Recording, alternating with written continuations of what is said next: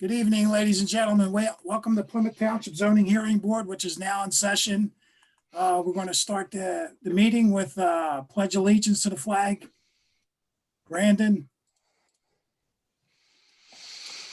I pledge allegiance to the flag of the United States of America and to the republic for which it stands, one nation, under God, indivisible, with liberty and justice for all.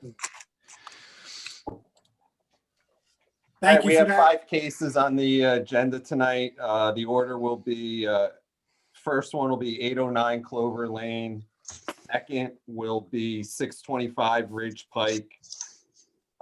Third will be 512 East Township Line Road. Fourth will be 257 Isabella Street. And fifth will be the Pennsylvania Real Estate Investment Trust. Dom, all yours. Thank you, Dave. Okay, do we have someone for 809 Clover Lane? Andrew Moletsky on an application for a variance for Plymouth Township zoning ordinance number 342 as amended. Article 19, section 1908 G1. Variance request the following: to allow an attached garage closer than the required 10 feet from the foremost portion of the dwelling. The property is located on 809 Clover Lane in a B residential district. Is Andrew here? Yes, good evening, everyone. I'm here with myself, Andrew, and my wife, Melanie Moletsky. You mentioned living at 809 Clover Lane, looking to build an addition to the rear of our existing property. Just a little background for us. We bought our house a little over 12 years ago. It was great for the two of us, one of the existing Valley homes. As we, want to have a family, our intention was to build an addition. I've actually lived in this neighborhood most of my life, so I've seen all kinds of additions. Hold on. We have to swear you in first. We can't start taking testimony until we swear in Andrew Moletsky. Okay. And if Melanie is going to testify, we've got to swear her in too, please. Okay. Okay. State your name for the record, please. Yeah. Andrew Moletsky. Spell your last Melanie name. Moletsky. Sir, spell your last name. It's Moletzky.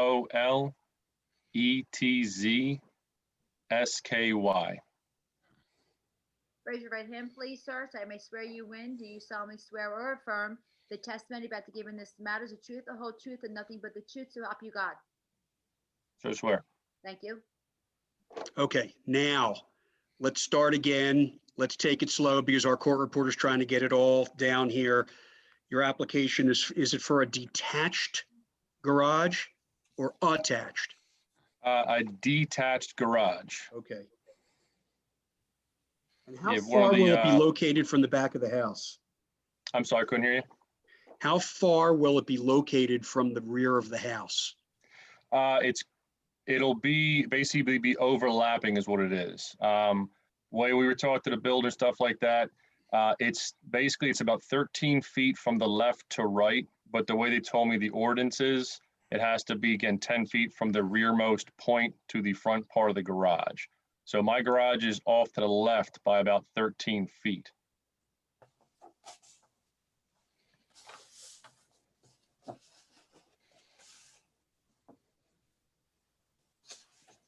Okay, you can continue with your testimony. Okay. Basically, I said, we wanted to have a family and we love this township. I grew up in this neighborhood even. We love the school district. When we looked at our options, we thought about building up potentially, but our best option was to build to the rear of the property, which is when we found out about this, having to request a variance to make this happen for us. Like I said, I've been here a long time, so I've seen plenty of additions. We've looked around the neighborhood. There's a whole lot of additions that are built straight out to the rear with the existing garages that have already been there. And as you already read off again, the official thing that the ordinance that you're discussing with for the variance is to allow for the detached garage to be closer than the required 10 foot from the rearmost portion of the dwelling. Like I said, as we move, if we go straight out the back toward the rear of the property, we will still have about 13 feet from left to right from the garage to the new addition. So still be, it's just, I believe the way it's officially worded in the ordinance, it's from the rearmost of the house to the front of the garage. So there's that. And I'm not sure if you guys were able to get them. We did speak with both our neighbors to the left and the right of us, 807 Clover and 811 Clover. We've known our neighbors for quite a long time. They support us. They did write letters of recommendation. I'm not sure if they made it to all your desks at this point or not yet. But we did ask around, and everyone's on board with us with building this addition. So with, I guess, your permission, we're asking for the variance. Okay. Thank you, Andrew. Let's have some questions. Amy? So you're looking to build a living addition and a detached garage? I apologize. Is there already a detached garage there, or is that what you're adding on? No, there's already the detached garage.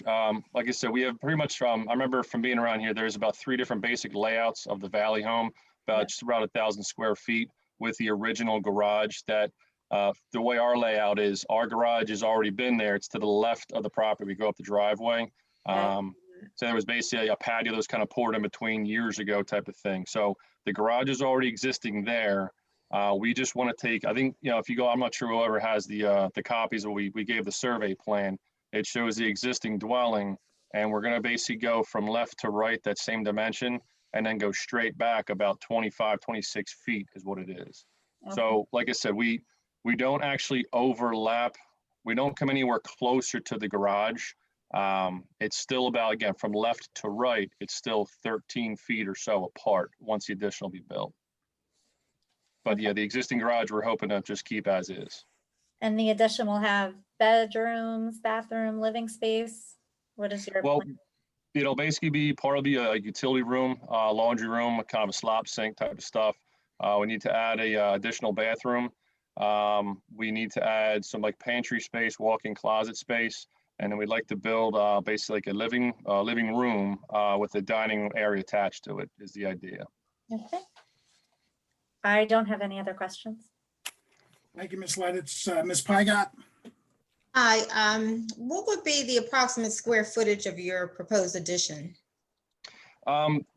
We went off of what the architectural plans say. It's they put down 937 square feet. We kind of basically took the basic plot of our current basic footprint, I should say, and we're trying to pretty much double that. It won't be all living space. A little portion will be kind of a patio. It's going to be off to one side. But like I said, we gave you from the drawing the pretty much outside measurements on that plan. But like I said, we wrote down the proposed addition for 937 square feet because that's what the architectural plan had said. Okay, so that's pretty big. So will you have the separate heating and air units, or are you going to tap into what you already have in the other main part of the house? No, talking to our builder, we're going to have a separate heating and air conditioning unit for the new addition. The new addition. And where would it would lead into, like what portion of your house would lead into the new addition? The current kitchen or where? Yes, the current kitchen. Part of that wall will take out, pretty much make a doorway to walk in between. Okay. All right. Thank you. Thank you. Mr. Daly? Thank you, Mr. Chairman. Hey, Mr. Beletsky, I drove out there, looked at your property today because I was trying to understand, exactly what was going on. It's basically confirmed what I thought was correct, is that, the main issue here is that the addition is going to be alongside the existing garage rather than the garage being 10 feet behind the addition, which forms a new line essentially. So, I mean, that looks fine to me. I didn't have any concerns about that once I understood exactly what you were looking to do. Okay. Yeah, I wasn't quite sure how to exactly explain that on paper. Like I said, we've looked around the neighborhood. There's plenty of places that they did very similar additions to what we were looking. So we were hoping that's going to be a viable option for us. Yeah, it's hard to tell from looking, say, at Google Maps, but once I was able to see the property, I understood why you made the application the way you did. So thank you. Okay, thank you. Thanks for that clarification, Brian. I think that hit it right on the nose. Chair has no questions. Anybody in the audience have? Dom, let me ask a few questions because I'm still confused. didn't understand until very recently that what's being proposed to be built is an addition, an attached addition to the house Yeah. and not a detached garage. That's correct. Okay, you're proposing a 937 square foot attached addition to your house that's going to have living quarters, a bathroom, bedrooms? No bedrooms, no. No bedrooms, okay. Is it 1 story or 2 stories? Just the 1 story. Okay, okay, Yeah, and some of that with the, so I mentioned the bathroom, pantry, walk-in closet, basically a hall closet. And a big part is to get like the washer and dryer, have a separate room for that with the utility closet, basically all attached as well. And the one corner, like I said, it's not all going to be interior. There'll be a portion like the patio will be kind of taking up a small portion of that back corner. okay. And you need relief because the proposed addition that you want to build is less than 10 feet away from your existing detached garage. Yes, the way it was explained when I talked to Dave Conroy a few weeks, probably about a month ago, the way the garages, the detached garages are currently where they were built in the 50s, it's actually less than 10 feet at this point. Any existing house, it's already less than 10 feet. He explained it was in somewhere in the 1980s, the ordinance was proposed to make it that 10 foot to the rearmost point. Again, I'm sure my terminology isn't the best. I keep looking at from front to back needs to be 10 foot further back. That's why I mentioned earlier that, maybe an overlap. Our garage is about 13 feet from left to right, looking from the street. So if we go straight back, build this addition to the house, it will still have about 13 feet from left to right, from the garage to the new addition. And I Right. hope I'm saying that correct. I'm looking at your plan, the plan that you submitted with your application. And at the end of your driveway, there's an existing garage. And Yes. then moving left to right on your plan, I then see 2 areas that say patio. One has an X over it, one doesn't have an X over it. Okay. Yes. Right? And then I see a line, that's where your proposed addition is starting. And that distance from the left-hand property line to the proposed addition is 26 feet, 26.14 feet. Is that right? Yes, I'm looking at the same copy I have right here. Okay. And I'm wondering why you need relief where clearly the front of the garage, which is the closest part of the garage to your proposed addition, on the other side of the patios, has got to be at least 13 feet from the proposed addition. Front to Yes, and back, that's why Dave. I think I was confused from the very beginning when they mentioned about the 10-foot clearance, basically. We have 10 feet, we're over 10 feet now. And again, look at that same plan, we're going straight back. There will still be about 13 feet left to right, but again, the way I think, Dave, I'm hoping you can maybe hop in and clarify, because maybe I'm Yeah, so am stepping I. on my toes here. All right, you guys ready? Yeah. Sure am. Basically what happens is when the ordinance was put into place back in the 80s and 90s, any new detached garage that goes in has to be in your backyard, 10 feet Right. back from the rearmost portion of your house. That's where the front of the detached garage can be. Okay. So all these houses in this development that the Maletskis live in already have detached garages on the side yard. So they're already grandfathered in, all those detached garages in the side yard. Right. So if anyone puts an addition now to the rear of their main dwelling, it makes that even more non-compliant, if you know what I'm saying, Dave. Well, but even their existing dwelling looks to be more than 10 feet from that garage. You measure it 10 feet, you basically offset the rear of the house, bump Oh, it back 10 feet, and that line all the way across, parallel with the front property line, that's the closest the detached garage can be from the house. Don't ask me why it was put into the ordinance that way. I wasn't here. I just enforce it. All right, Front to back, not side to side. Yes. Correct. enough said. I have no more questions, Mr. Chairman. Thank you. Thank you, Counselor. Any comments or questions from the audience? I have no questions or comments from the audience. Can we have a roll call? Can we have, Well, we need a Proposal motion here. first. anyone want to make a motion? I'll make a motion that we grant the variance from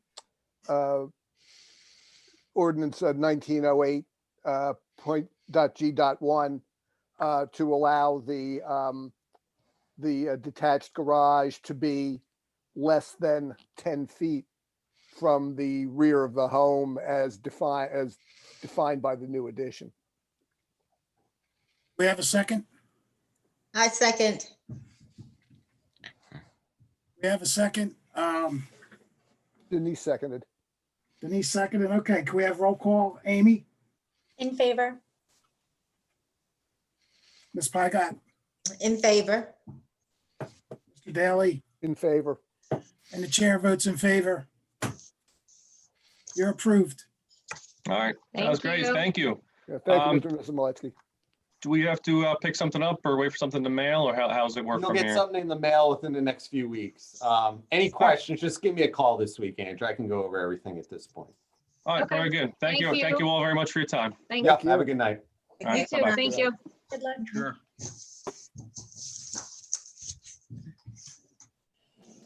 Our next matter on the agenda is Veterinarian Form Sign Company, Bluebell Pearl Veterinarian Partners, Conshohocken Operating Company LLC.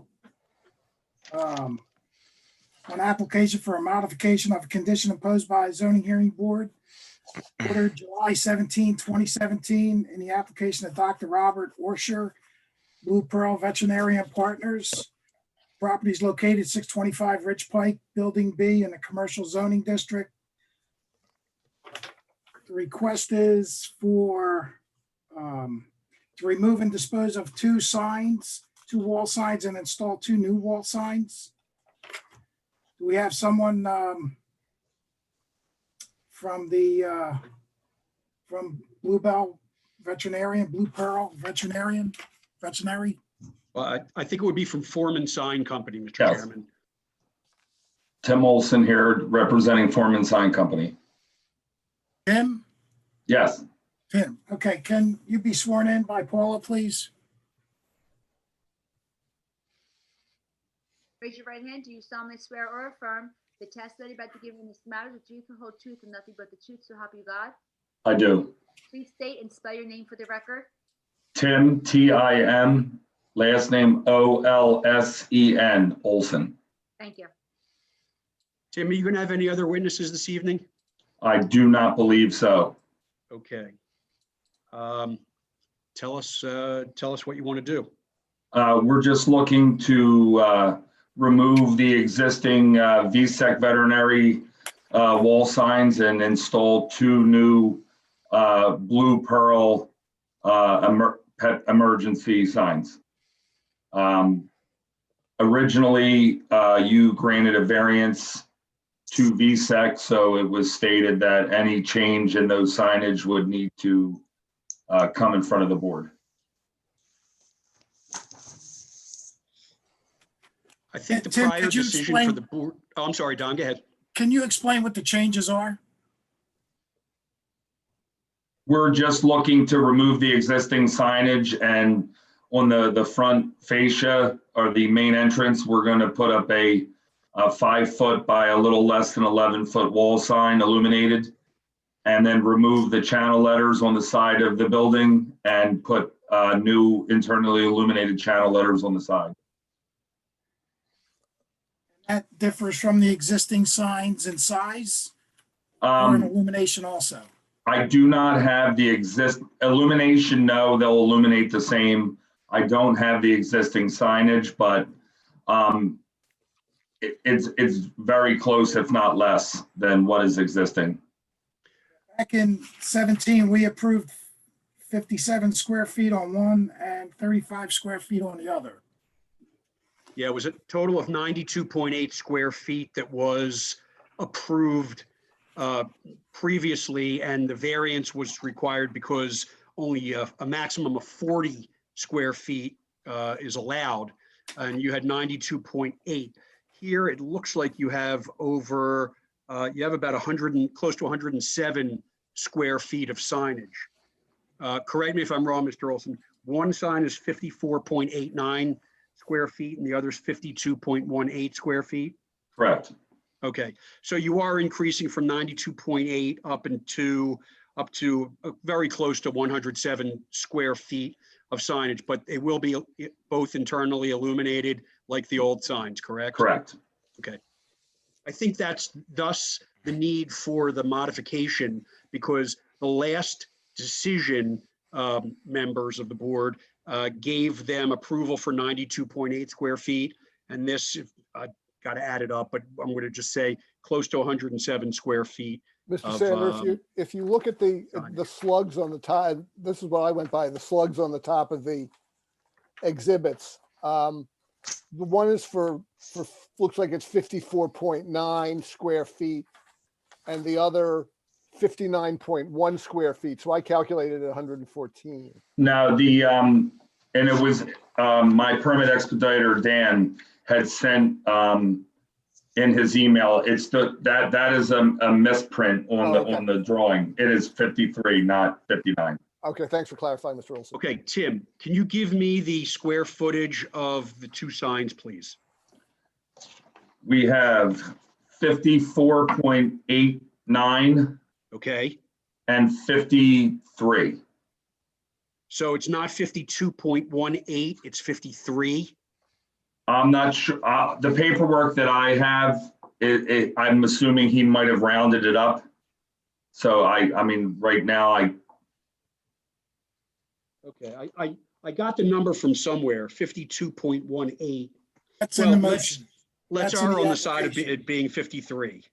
I'll take your word for it, it's less. Right.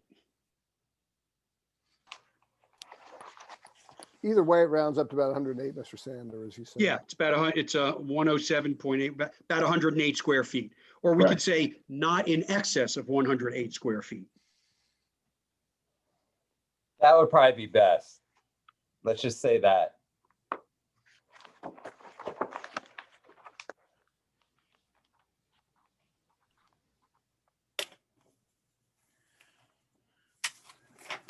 But You it good, does Dave? appear- Oh, go ahead. Dave Sanders, are you good for now? Yeah, oh, I'm fine, Dom. I just see if any other board members have Let's any open it up questions. to the board. Amy Lennox? I don't have any questions. Denise Pygott? I drove past the property and it looks fine to me. I don't have any questions. It looks, Brian Daly, I'm sorry. Thank you, Mr. Chairman. Yeah, I was just, so essentially, we're seeking a total signage of 108 square feet where 40 square feet is permitted under the code. Is that correct?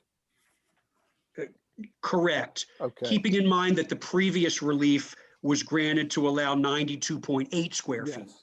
Okay, right, yes, I understand. I was just curious why it was seeking relief 3 years later from initial request. But again, that doesn't really have a lot to do. I think the name's changing, Brian. name, Uh, yeah. Name changing, okay, yeah. And has there been any, only one of these signs is going to be illuminated at night, is that correct, Mr. Olson? No, both would illuminate. Both will illuminate, okay. Have there been anybody expressed any concern, any of the other businesses in the center or any neighbors? I don't know that anybody, residential people would be impacted by this. No. The main entrance sign, if you look at it, the background, the only thing that would light would just be the verbiage. The whole, if you look, if you would take it as silver, would not illuminate. Okay, So it's just the verbiage and the logo that would illuminate. okay. And that's a veterinary clinic that's open 24/7, right? Yes. Okay. I have no further questions. Thank you. Thank you, Mr. Daly. Mr. Olson, I have a question with regard to the illumination and the larger sign now is going to face the neighborhood. How far will that illumination go at night? Will it It- reach the neighbors? No. The way the sign, if the sign was, the entire sign was illuminated, then I would say it would be very bright. I don't know that it would ever reach, but I mean, as it stands right now, no, it will not be a deterrent or it will not throw extreme light, if I can say that. It seems that one neighbor did have an issue with when, or a potential concern with the initial request a while ago, someone in Colwell Lane. But doesn't seem to, I believe by the previous record, seem to have had the concerns allayed anyway. On Colwell Lane, right. Dave, have you had any complaints about that over the last couple of years? I have not had any Conroy? complaints. And I just want to clarify the total square footage. The first sign is roughly whatever, 55 square feet. The second sign with the paw insignia, Blue Pearl 24/7 pet emergency, that measures out to about 40 square feet, that entire sign. You draw 40? a box around the entire, 40. according to our zoning ordinance, you draw a box around that entire sign. It measures about 40 square feet. So the we're talking about total- 95 square feet, Dave? Correct. So the total, those are the documents I have. It's roughly 2 feet by almost 20 feet is that second sign. Okay, I took the numbers that I had from their application itself. So if you're correcting that, then we should be guided by, I mean, you're the one who makes the determination of sign area. Yes, and that is the sign area. They're going basically like for square footage. Okay, The so, difference is negligible, pretty much. so it wouldn't be a disservice to the applicant if the board, if it wishes, approved a sign or two signs, I'm sorry, combined not in excess of 95 square feet? Correct. On file here at the township, we have 93 square feet according to township records, Right. what they currently have. So this is So if you say no more than 95 square feet, that would be fine. and this, which makes this really a de minimis request. Correct. That's why there was no excess, there was no variance requested for the application. Right.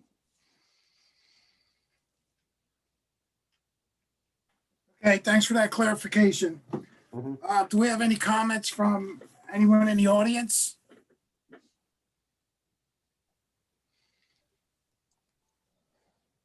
No comments? Do we have a motion? I make a motion to grant the change in the signage from the previous sign to the Blue Pearl signage. Not to exceed 95 square feet. Okay, not to exceed 95 square feet. I'll We have a second that. se- We have a second by Mr. Daly.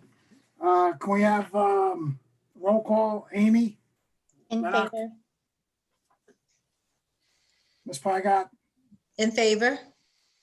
Mr. Daly, In favor. the chair's in favor. Motion carries. You're approved. Thank you. Thank you. Have a good night. You too. Thank Who you. seconded that Aye. motion? I did. Gotcha, thank you. You're welcome. Next on the agenda is Treasure Island, treasure signs. Why did I put Treasure Island? You thinking of Florida or something, right? Yeah, looking for adventure now.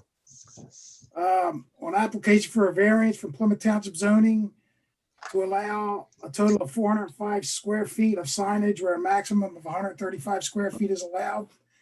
Properties on 512 East Township Line Road in the campus industrial zoning. Do we have somebody here from ProTech Inc.? Yeah, we do. Chris DiPaolo here. Nice to meet you. Is it Christopher? Is it Christopher? Chris or Christopher is fine. Let's have Paula swear you in. State your full name, please, and spell it for the record. I'm sorry? State your full name and spell it for the record, please. Christopher DiPaolo. CHRISTOPHERDI capital PAOLO. Raise your right hand, please, sir. Do you solemnly swear or affirm the testimony about to give in this matter is the truth, the whole truth, and nothing but the truth, so help you God? I do. Mr. DiPaolo, who are you with? I'm with Protex and also the building ownership, which is 4 Valley Square Group, LP. Okay, so you're not the sign guy, you're the property owner guy. Correct. And yeah, correct. Okay. Do you have any other witnesses? I'm here, James Convey of Treasure Sign. Oh, okay. Okay. Mr. Convey, can you get sworn in, please? State your full name and spell it for the record. James Convey, James. Convey, CONVEY.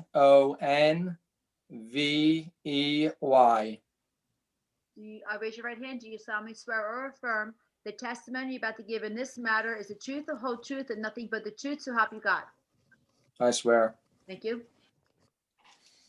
Okay, Mr. DiPaolo, why don't you tell the board what you want to do and in regard to the relief you're requesting? Yeah, I'll give a brief overview of the facility, what type it is, and the importance of having signage on Skippack Pike, and then I'll let Jim talk about the details of the actual sign itself. So the building is an innovation center for research and development companies doing all kinds of biotechnology. In fact, there's 3 tenants in the building now. I bought the building last November, and 2 of the tenants are doing COVID research and COVID testing. Is 2 of the tenants in the building right now.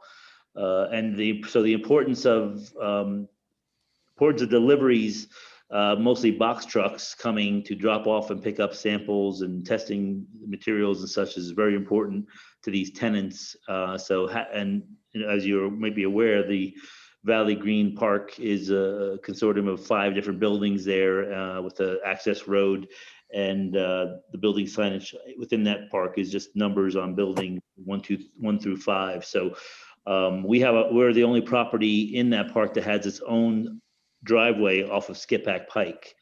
And that's important because then people can come straight into our building, not get lost within the park, and accurately find the building and location of our tenants.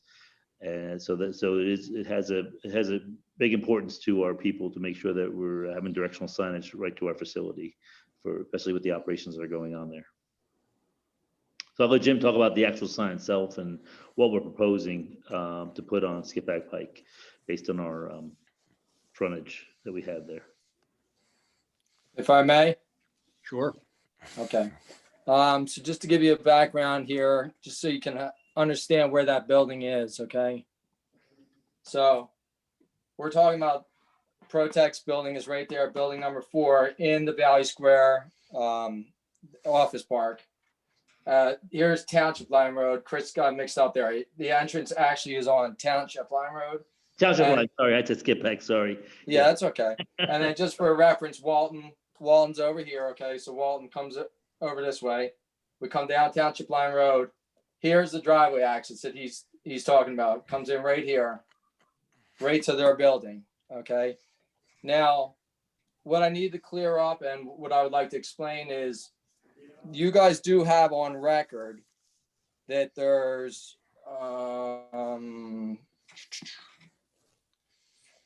that we're looking for 405 square feet of signage allowance where 135 is permitted. But there must be like old records in the township that's showing signs that don't presently exist. So what I did was I went back out to the site and I surveyed all the signs on property. and I outlined them. I sent them to you electronically, but I also am showcasing them here. There's one on the top of the building there that has the name in dimensional non-illuminated letters that I just installed not that long ago. On the back of the building, there's a sign that says 4. And then out on Apollo Road, there's a directory, 7 foot by 5 foot directory. So if you total the square footage up, and I believe you should have that paper that I made to make it easier for you. If you total up these 3 signs that are presently on site, it should total 109 square feet. Okay, and we're permitted 135. So if you add the one out on the Township Line Road, okay? And actually, I made another rendering to show that if I could possibly show this. So this shows, you know, as of right now, there's the driveway, and there, you can see there's no signage there. And we're proposing to put a directory that looks exactly like the one that we did on Apollo Road, 7 foot by 5 foot. If we add this also is not illuminated as well. So no signage on the property is illuminated. All 4 are non-illuminated. If we add this one in, it would come up to a grand total of 179. So we're actually seeking relief of 44 square feet in addition. Oh, so your request for 405 square feet of signage is not accurate? Right. I think that's probably based on old sign permits that the signs don't exist anymore. Okay, so it's your That testimony include that directional there's, signs? I'm sorry, Dom, go ahead. Might that include directional signs on the interior? Not for this property. I mean, if they were there at some point, they're not there presently. It's Okay. just the 3 that I'm showcasing. You're sure? Where do we get 405 from? I can, sorry to interrupt, but in our township records for this property, we currently have 335 square feet of signage. We send out sign renewal bills every year. So if people are paying for sign renewals for their signs that are up there, we keep those signs in our records. I think what's going on, here's what I can tell you. I think I know exactly what's happened here. My building 4 Valley Square is tied to building 5 Valley Square. Possibly. We're on the same lot. So I have a condo agreement between the two so I think you're combining the 2 properties, and the signage for that building and my building is probably what's adding up to maybe the bigger number. If you look at the lot lines for that entire office park, they're kind of wacky, to be honest with you.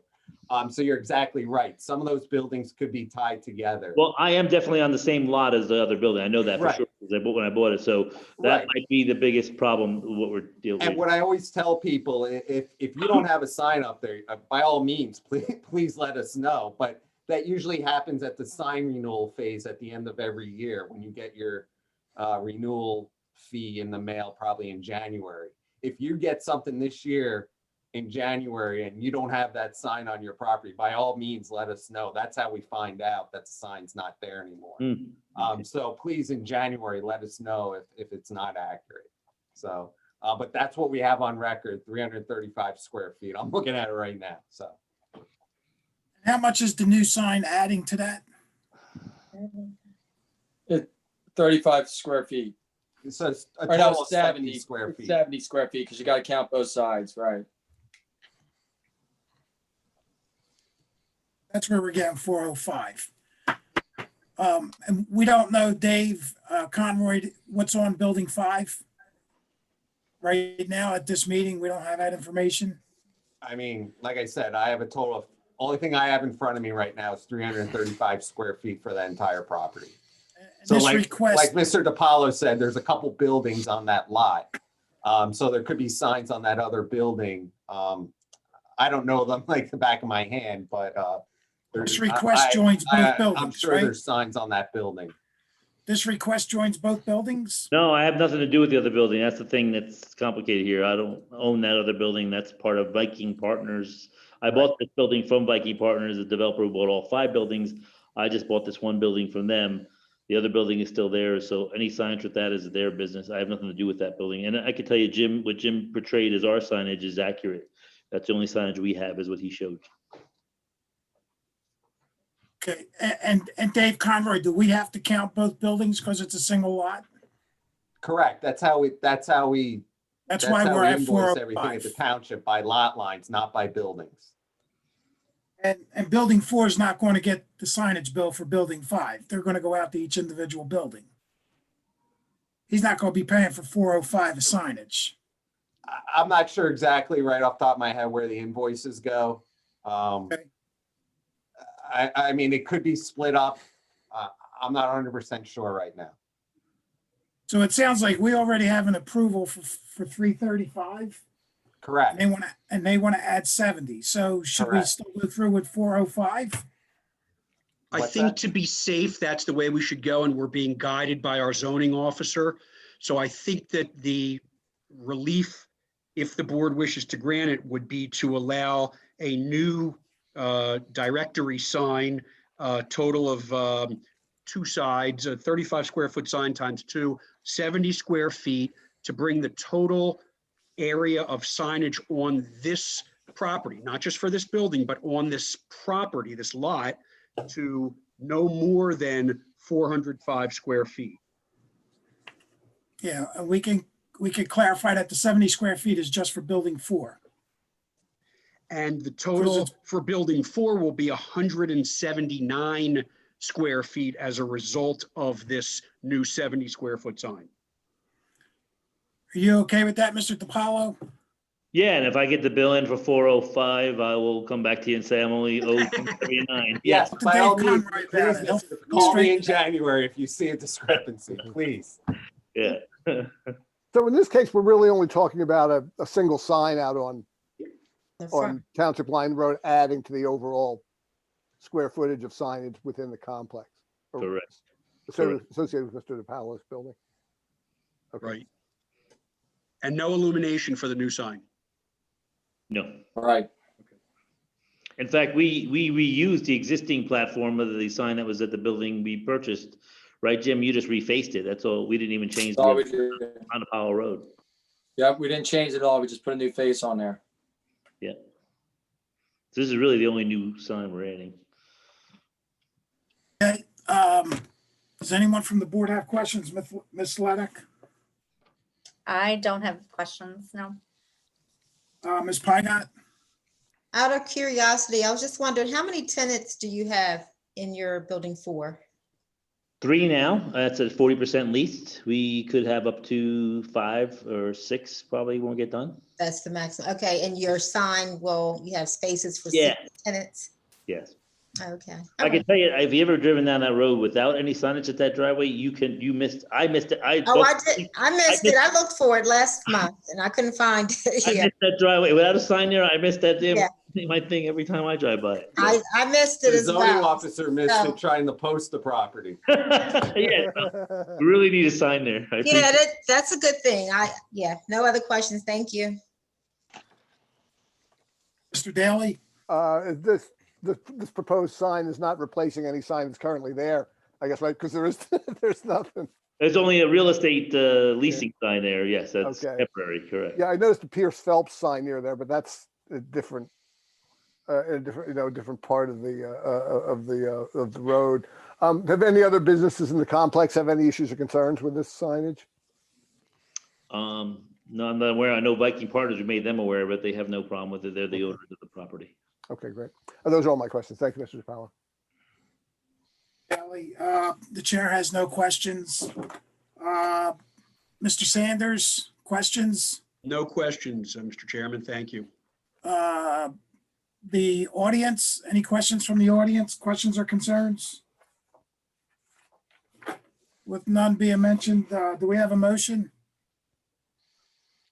I'll move that we grant the variance to section 1602 B1 to allow a sign of 70 square feet on Township Line Road that will not increase the overall signage of related to the building 4, I guess, it won't push it more than 405 total square feet.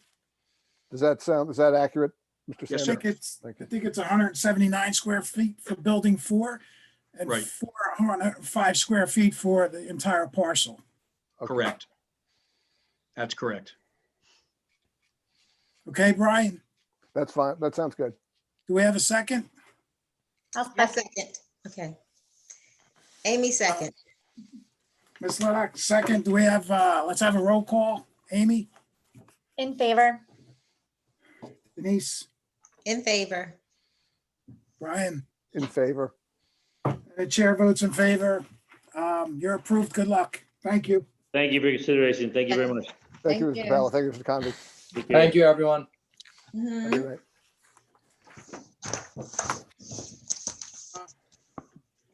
Next case is Kathleen Ramsey. On an application for Plymouth, for variance from Plymouth Township zoning ordinance 342 as amended Article 10, Section 1000 to allow a lumber yard. The property is located on 257 Isabel Street in the commercial zoning district.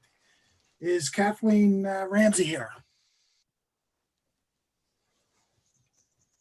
Is anyone representing Kathleen Ramsey here? Okay, Dave, did you have any contact from anyone associated with this application? I have confirmed that she will be attending the meeting. I confirmed with her on October 29th at 1:56 PM. She would be attending this meeting. Brandon, is she out there on Yeah. hold somewhere? She's there, Kathy Ramsey, Yes. 8th down the list, it looks like, on the participant list. She's unmuted. Miss Ramsey, are you there? I do see her there. Can you ping her, Brandon, or? They're Yeah, she's unmuted, but for whatever reason, she's doesn't. not on video. She's unmuted. Oh, the green K, right? Mhm. Kathy Ramsey, there she is, the green K. Ms. Ramsey? Do we want to table her and go to our next applicant? And if we have time, we'll get back to her tonight. I mean, what do we do, Dave, if Well, it seems like she's here. That's the issue. And I don't know if she's having technical issues. I mean, there she is. She looks like she's trying to speak, but we can't hear her and she's unmuted. Ms. Ramsey? can you unmute yourself, Kathy? She goes.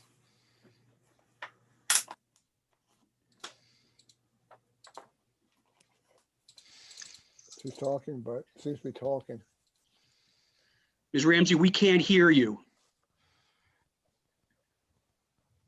No. You have her cell phone number? You're gonna call her? Yeah, I don't. David, tell her to drop off and come back in. It's Mark. Tell her Yeah, to drop Yeah, off. Kathy, can you sign off and sign back in, please? Thank you, Mr. Kaplan.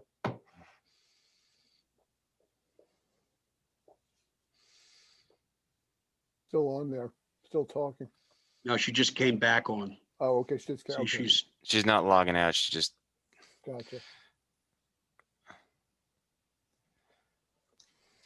Ms. Ramsey, can you completely log out of Zoom? Log out of Zoom completely and then come back in. Maybe she can dial in by phone and not use her computer audio too. Right. She's still showing as there. Oh, no, she's still there.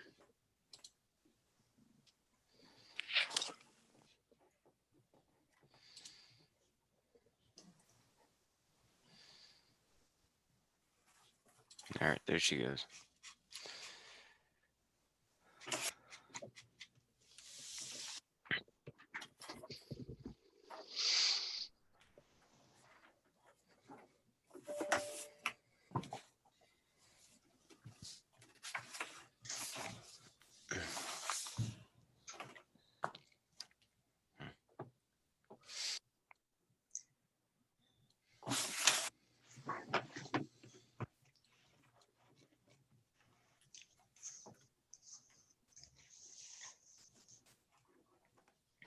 She come back on?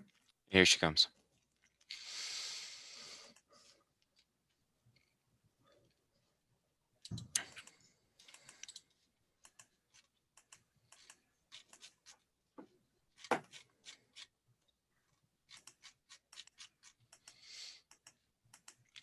Says she's joining.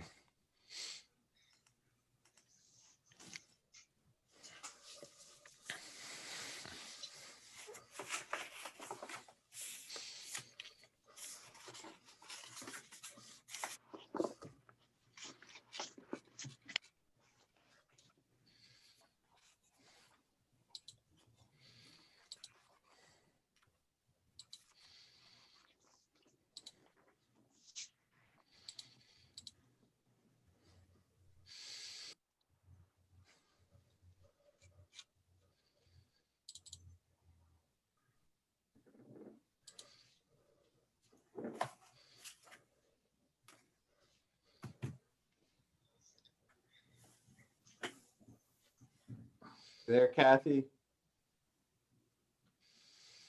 Still can't hear. There she is. Hey, if you can hear me and you can follow along, at the bottom left-hand side of your screen, there should be a little microphone. And there should be a little arrow pointing up.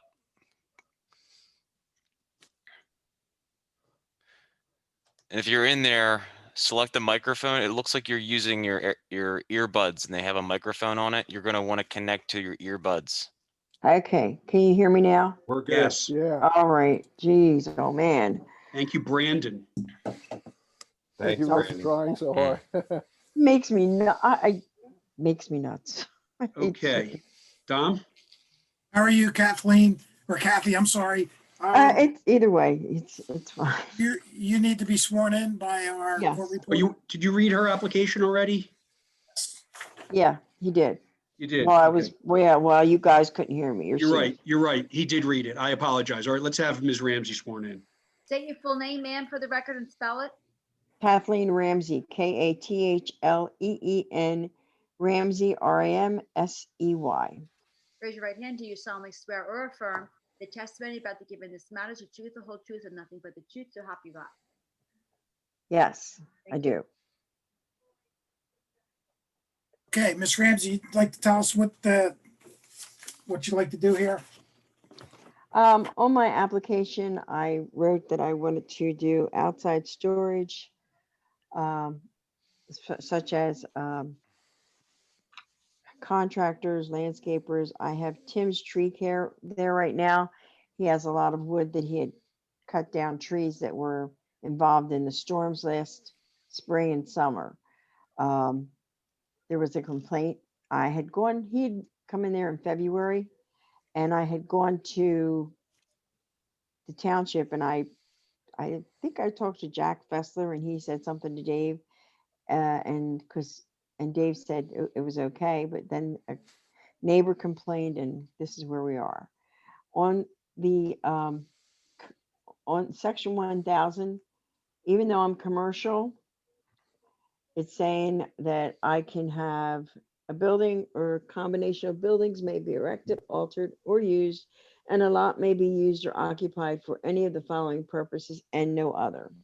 Retail sales excluding hotels and motels, barbershops, tea room, hairdresser, tailor, restaurant, confectionery. All these, I'm in the middle of all commercial property. I have Kelly Madison on one side of me, who's owned by Andrew Sabia, and he has roofing material and other materials that people have leased on his property. I have John Domino, Black Horse Garage, who has wrecked cars on his property and the property next to the new neighbor across the street from me. I have Greg's Radiator, and there's about 4 houses, I think, on my street. And of course, we have Battaglia, who keeps his tires on the back of his property, but on the side of my house, on the side where my house is. So I'm wanting to be able to have Tim there, but I also want to be able to have, if someone comes in with, wants to put their equipment there for landscaping, or a contractor, wants to be able to park his equipment there, I want to be able to do that. I want to be able to use that lot, because the purpose of me, I took the property over in 2015. I cleaned it up completely. I put a new roof on the house. I just cleaned everything up so that it would look good and that I could lease it out. And then I found out that I can't lease it the way that I wanted to. So now I'm putting a variance to, so that Tim can stay there. And someone was down a week when we had the first meeting. Someone came down to talk to his guys, and they talked to my daughter, who lives on the first floor there, and told her that it was approved by I guess the supervisors, and that there has to be a fence put up and a whole bunch of other things. I don't know everything included. That's where I am. Hey, Dave Conroy, we had a fire marshal went out there and provided some restrictions that would Correct. have to go with the fire Right. code. Miss Ramsey, did you see those restrictions? I just saw them when I saw the thing from Dave for the Zoom meeting. Yes. And it looks like it's basically log storage area. There's a Uh, couple of additions to the existing restrictions that are permitted. I'm sorry. Could you say that again? And looking at the attachment with the additional restrictions, they look like they're coming in under section 2806 log storage areas. And there's two additional requirements that our fire marshal put in. Have you reviewed those, and are you okay with them? Yeah, I think I am. It was how much? Let me see here. Let me go back to it. I don't like to quote unless I know exactly what I'm doing. Obviously, I don't know what I'm doing with Zoom. Let's see here.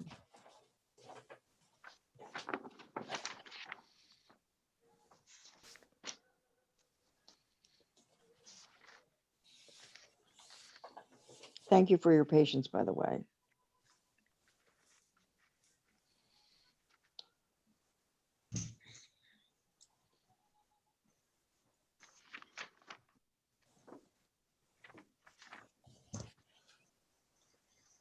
Here it is.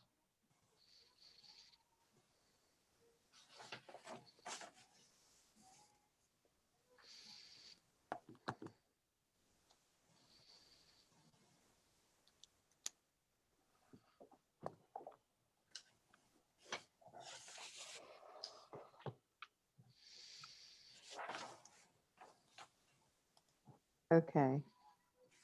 Limit cold size and quantity to one pile at 75,000 cubic feet with a maximum of 15 feet high, 50 feet wide, and 1,000 feet in length. 100. Okay. That's for logs, and then I think you have the same restriction for firewood. Yes, and he really doesn't have firewood. He just has logs, basically. And actually, I think his square footage, when him and I agreed to this, was about 25 or 50 square feet. So I think he's a little bit over that right now. So that would be where he really should be. And I allowed that because of the storms that we had and all the trees that were knocked down. So, he would be cleaning it up, and he is cleaning it up at presently. So he wants to get most of it out of there and to a logging mill so he can, get rid of it. He just got a logging truck to put this stuff on there. As far as I know, that would be fine, but I'm assuming that he's going to actually take up less space. Okay, well, these are going to be part of the approval. Okay. These requirements need to be part of the approval. He has to know to reduce the sizes to be within these parameters. Yes. Can I ask what you're referring to as far as existing conditions go? It's an email that Jack Wallace sent out. It's an attachment, a Word attachment to an email. With, Dave, did we get that? Yeah, I emailed it out last week. Last week, all right. Yeah, I have the email right here. I emailed it out last Tuesday at 2:59 PM. It's wood storage of timber requirements, limitations for under the International Fire Code. And he tightened up two for firewood and for logs. Okay. Okay, hold on, I'm checking this out here. I apologize. Okay, and what is this? What is this that we're looking at?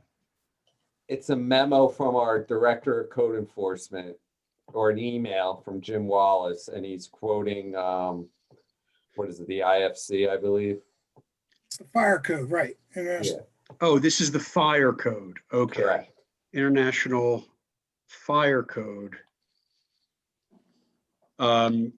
contains limits, and he's outlined 2806.2, which sets that limit.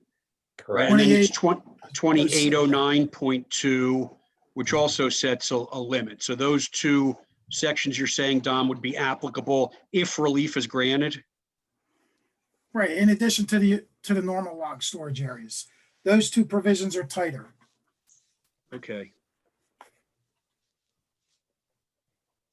I think there's other requirements within that section. So it would be all of log storage areas and exterior storage of finished lumber and solid biofuel products. That's correct, right, Dave Conroy? Yeah, I We're mean. reading this act, we're reading this, right? If this is approved, obviously they'll have to come in to get a UNO. And the Director of Code Enforcement would go over all this, with the applicant and the property owner. Okay. But So if typically, if this we- is approved, this could be a condition. Yeah, typically what we would say that the applicant has to get all permits and approvals required. But in this case, if we have some more specifics, we can say that it's including but not limited to, the sections 2806 and 2809 of the International Fire Code. Is that, what year of that fire code is that, Dave? Good question. I'm not 100% sure. I'd have to check with Mr. Wallace on that one. I want to say 2015, but I'm not 100% sure. Okay, that's fine. That's Yeah, and fine. it would, in addition to the fire code, it would be the two red paragraphs that he inserted as additional tighter restrictions. Right. Okay, we all on the same page? Yes. Questions from the board? Ms. Laddock? So just so I'm clear, you're filing for a variance to allow the storage of lumber on your property? Is that what I'm understanding?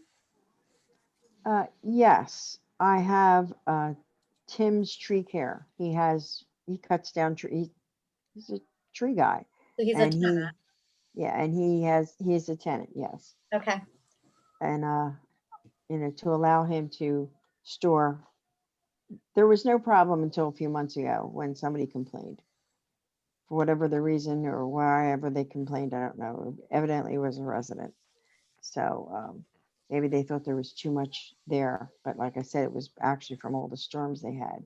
He was storing in I think it was 25 by 50 square feet, I think it was, that I had him in. But he went over that because of all the storms that they had. I wanted to be able to, if someone came along that wanted to lease an area to store their trucks or store their equipment, I wanted to be able to do that. Also, I had put that in with the variance request. When I first got the property, like I said, I cleared it completely. I invested a lot of money. I cleaned it up because it was a mess and I was embarrassed by it. And at one point, Drive Time was going to come in there with their overflow of cars. And when they decided not to do it because of all the flack they had gotten trying to put their business over at, on Ridge Pike there from the township, so they backed out. They ended up going to East Northern Pep Boys over there. I've had contractors come in and ask to, rent the property for their equipment, and I can't do it because of what my protocol is on this section 1000. So with Tim, I let him come in there, and I came to the township back in February, and they had already known about it, and it was okay. So yes, I'd like to have him be able to store his lumber there, his wood, and I'd like to be able to have other people come in. The property's just sitting there and I'm not making any money on it. And I cleaned it. Having somebody there keeps it cleaned up. Right now it's filled with the wood, but I get very frustrated, sorry. And I'm trying to explain myself, but I don't think I'm doing a very good job right now. This is kind of new to me. You're doing just fine. Great. The only thing that concerns me, or the only thing I've questioned is, would be around the fire code and, limiting the size of lumber. So I'm sure we'll have more discussion around that, but that's just a concern. So That would be fine, because he's going to reduce it, and I think he's in the process of doing that now, and it will be reduced, because I don't want that much there either. It's just, like I said, there were a lot of storms, there were a lot of trees coming down, and he went out to take care of people's property that, their trees fell on their houses or yes. wherever they fell. So that's where all that comes from. I don't have any other questions right now. Thank you. Ms. Pygott? Hi, you mentioned that you wanted other contractors, you wanted to be able to release space for other contractors for their trucks. What kind of trucks are you thinking of? Like Landscaping trucks, maybe some really people that just have like contractor trucks. Okay, would it include any rubbish type trucks? No. Absolutely not. Okay. I'll Would tell you you an have- example. Kevin Bowe wanted to lease my property to have it as a for overflow for the cars that he tows in, and I turned it down because I don't want that on the property. There was enough junk on there as it was, and I don't want that. Okay, so you would have a limit on the number of trucks? Would there be a certain amount of trucks that you would want to have stored there, or space? It would, whatever the property would be capable of holding without it being junky, without it, overcrowding. Yeah, I can't say an exact number of trucks, but I can say that it wouldn't turn into a big parking lot. Okay, so how long has your current tenant been using your property to store the lumber? He came in February. In February, and how long have you had the property? Since 2015. My father had it before me. So what was the use prior to February? How were you using it? I wasn't, because of all the restrictions that were put on that property. I So can't you really. had no lumber there prior to this current landscaper? No. And you Before- had no complaints from the neighbors at that time? No, it only was recently where there was a neighbor that complained. And as I said, I don't know who it was. I don't know any of the neighbors except the commercial guys, except John Domino and Battaglia and Andrew Sabia. They're the people that I know. And Greg's Radiator, I don't even know who owns that anymore. But they're the people I don't know. I don't know any of the residents except my residents. Okay. All right, thanks. Thank you. And one other thing, I cleaned up that property and I made sure that it didn't turn into a hellhole like it was before. Unfortunately, my dad died. All his equipment was there. The other people's equipment was there. They had trucks, they had backhoes, they had this. my father had like 5 or 6 tractor trailers filled of stuff. I cleaned all that up because I don't want the Coletti name to be known for being trashy people. Because I well- don't like it, I don't like it. But it's a lot of lumber there now, so it looks like it needs to be cleaned up. Cleaned again. up. Yes, it will be cleaned up. I don't like that. It's not who I am, and it's not, it's, I know, it Yeah, doesn't look good. that's why the I don't- neighbors are complaining, it looks like, I know you said he's gonna remove a lot of the lumber, but I guess they're looking It- for to move it sooner than later, yeah. Yeah, it takes a little time, but he is definitely in the process. He's been cleaning it up and all, so. Okay, thank you. Yeah, I won't have that. I won't have that mess. And somebody came down, I don't know who came down 2 weeks ago, but told my daughter we have to have a fence up there around the property. I don't know. Does anybody know who that would have been? White hair, older man. Dave Not Conroy, aware. do you know? I'm sorry? I'm not aware. Mm. Huh. Okay. Okay. I don't know who it was either, so. Thank you, Ms. Pygott. Mr. Daly? Thank you. Yeah, thank you, Mr. Chairman. I guess this might be something maybe Mr. Sander or Mr. Conroy would better answer. I think that section of the code doesn't seem to explicitly authorize use of properties, say, as lumber yards. It talks about tea rooms and all the other things that Ms. Ramsey mentioned. Is that germane here? Sure. I mean, that just means that the applicant's requesting a use variance Use variance, as okay. opposed to a dimensional variance. Gotcha. Okay. All right. That's fine. Thank you. Thank you, Mr. Sander. Are there, I guess as Ms. Pygott pointed out, I checked, I drove out, looked at the property today, and there does seem to be a lot of lumber of various sizes in various places. So I guess the plan is to consolidate it as much as possible into a single cold deck. Like a single pile of lumber that would be, sufficiently away from structures as the Oh, yeah, fire definitely. marshal Plus, and to eliminate it, he's going to be, he's taking out as much as he can at a time. Okay. So, yeah, and I would have to say that would be within the next 2 months. Sure. He's been working on it.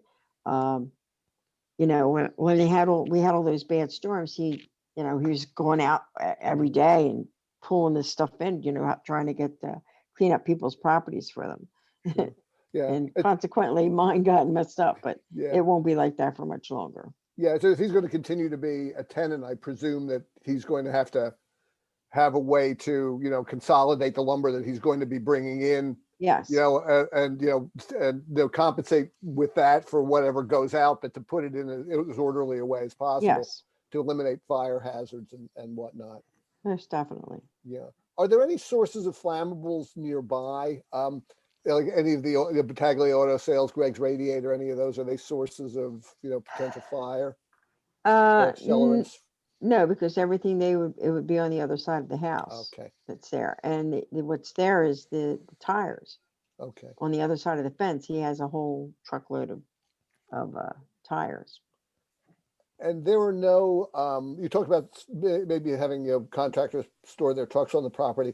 There are no sheds or anything for them to put. They would be just out in the open, I guess, right? They'd be parking them essentially. Currently, yes. If I would love to put up a pole building or an open carport, but at this time I can't do that. Financially, I can't do it. Sure.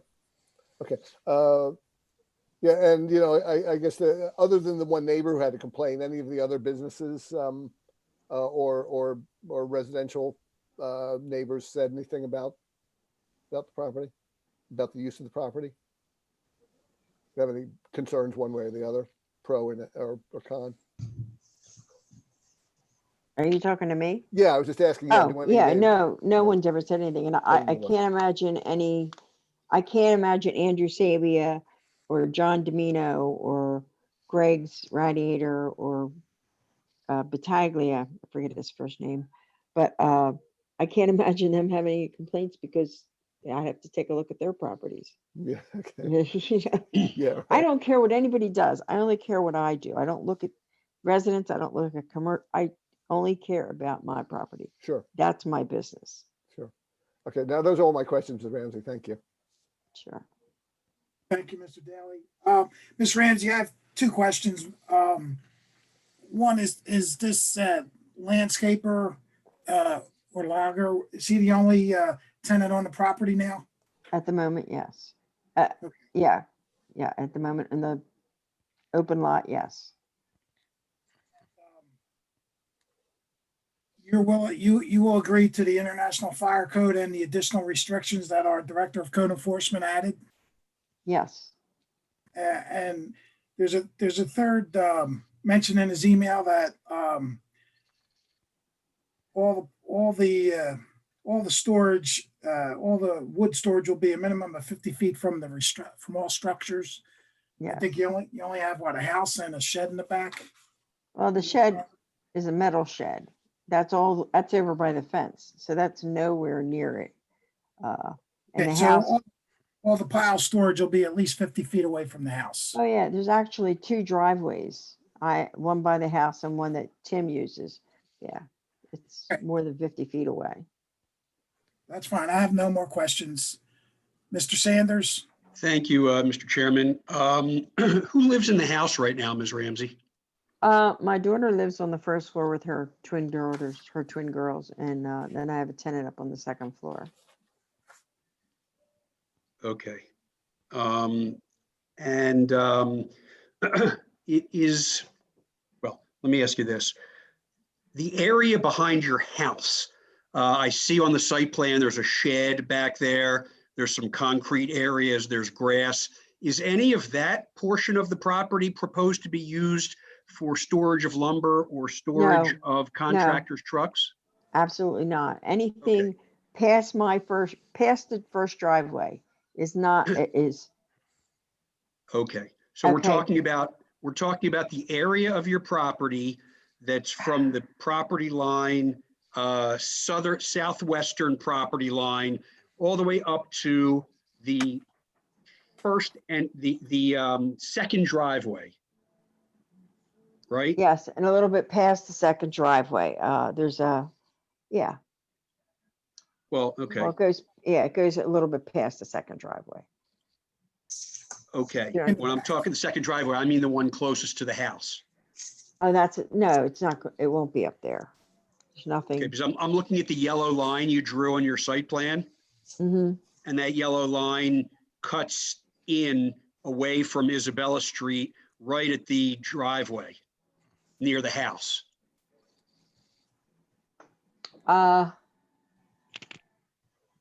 Yeah, it cuts in. I don't even have it in front of me. The driveway, There's two driveways. One right, is the southernmost, it's the furthest away from the house, and that loops back out to another driveway to Isabella Street that's right next to your house. and that is not one that, yeah, okay, that's not used. That first driveway is not used only by the tenants.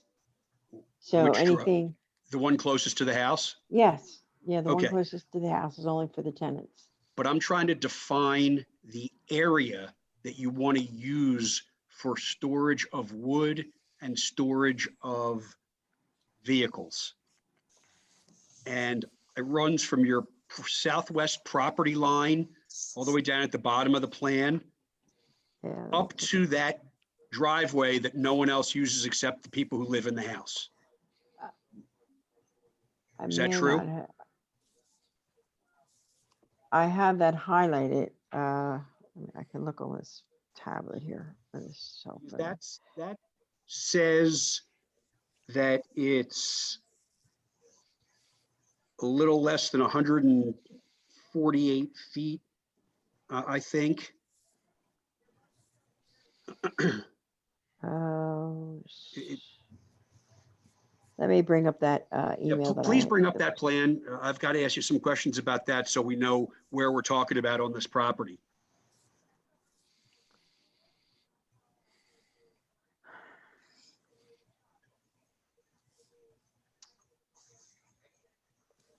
site plan, let's see here.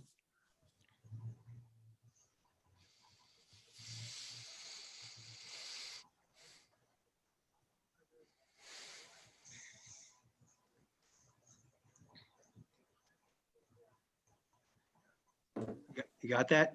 I will in just a moment.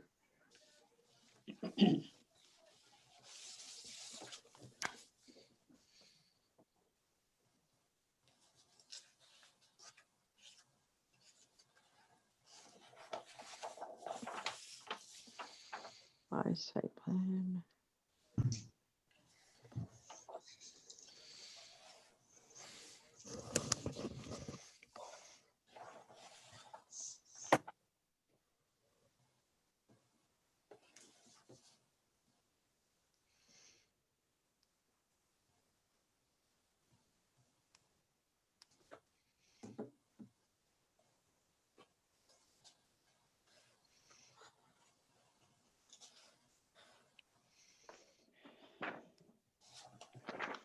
Looks something like this, Ms. Ramsey. Okay, well, if you can,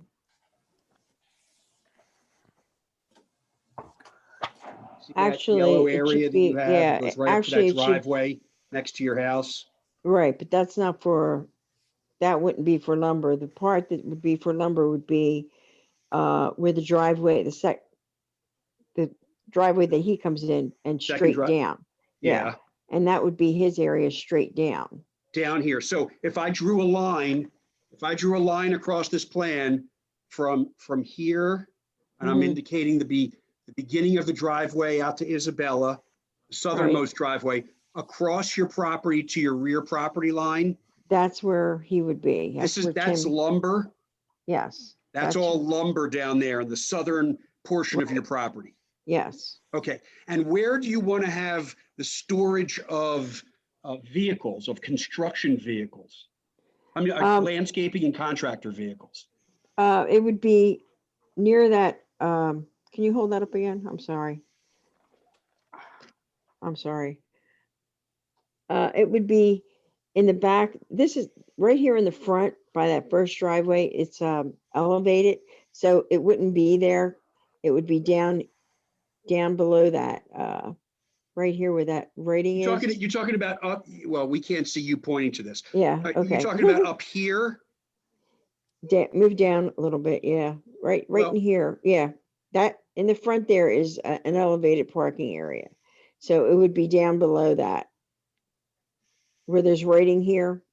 I'm just trying to get a handle on this, Ms. Ramsey. It's unfortunately, it's your responsibility and your burden to show that this is going to be something that's not going to be adverse to the public. And we're talking about an wood storage, which I think is one thing because it's very controlled by the fire code and is something that can be limited by permits.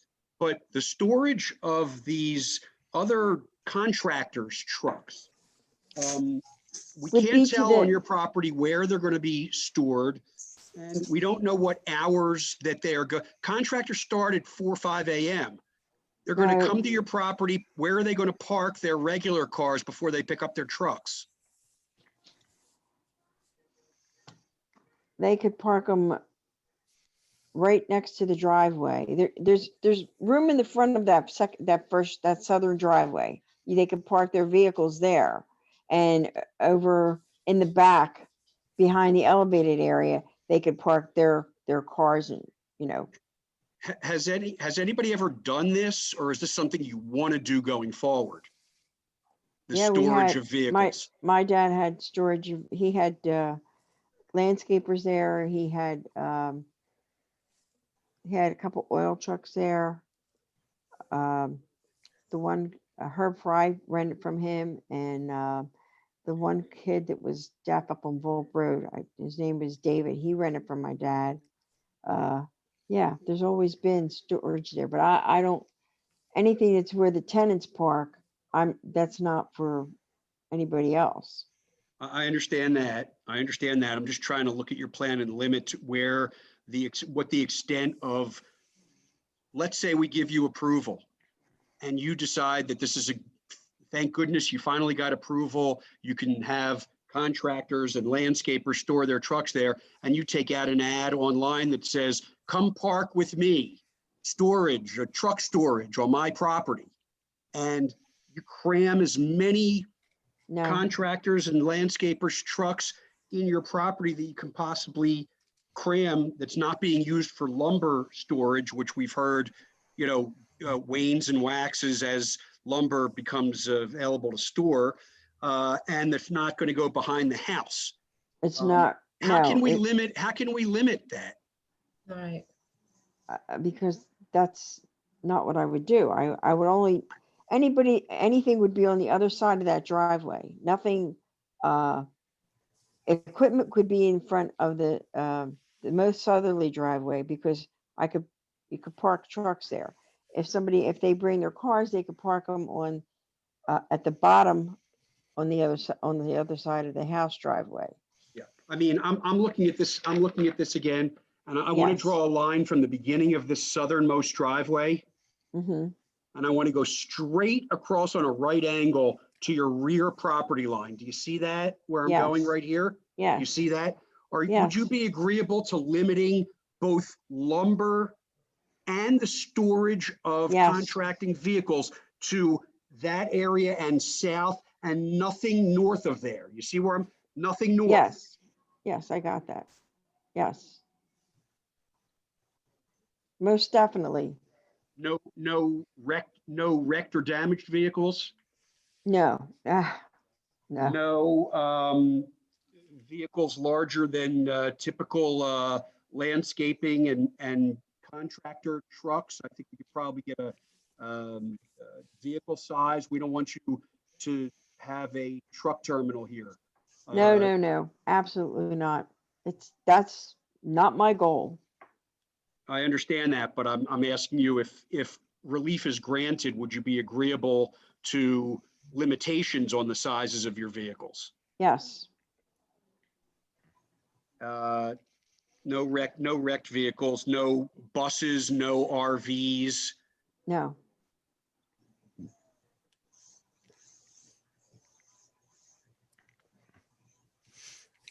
Do any other board members have any questions to sort of follow this up regarding the storage of vehicles other than the lumber storage? I actually have a question, a legal question for you, Dave. Are we just voting on the storage of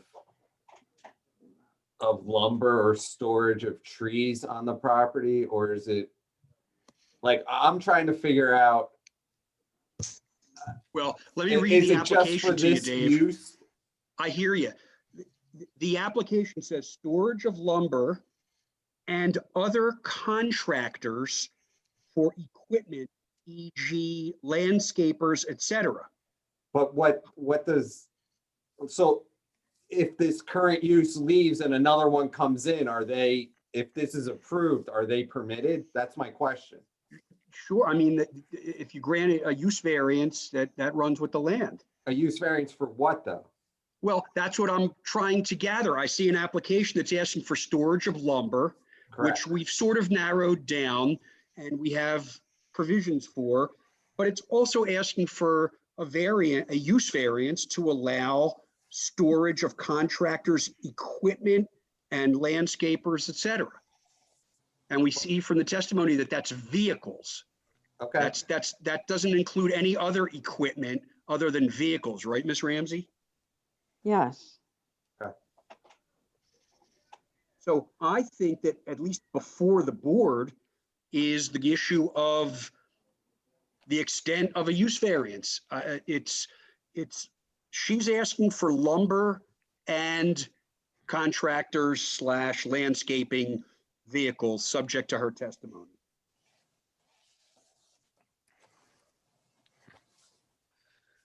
And I was wondering whether any board members had any follow-up on that, because that's what the application says, and that's what her testimony has said.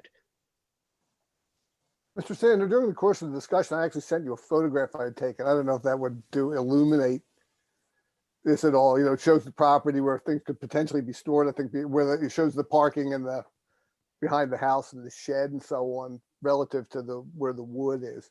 I don't know if that would help it in any way in the discussion, but I see your point about, you know, asking questions about, you know, vehicular storage and things like that. Yeah, Mr. Daly, that's the southernmost driveway that we're looking at there. And Looks I like the see one it by the kind of house. loops around, and I see the extent of the wood. But according to what I just showed Ms. Ramsey on the diagram, what's there right now would violate that because it goes north of the southernmost line of the driveway that we're talking about. And she said she would limit it to south of that line. Right. Yeah, that happened.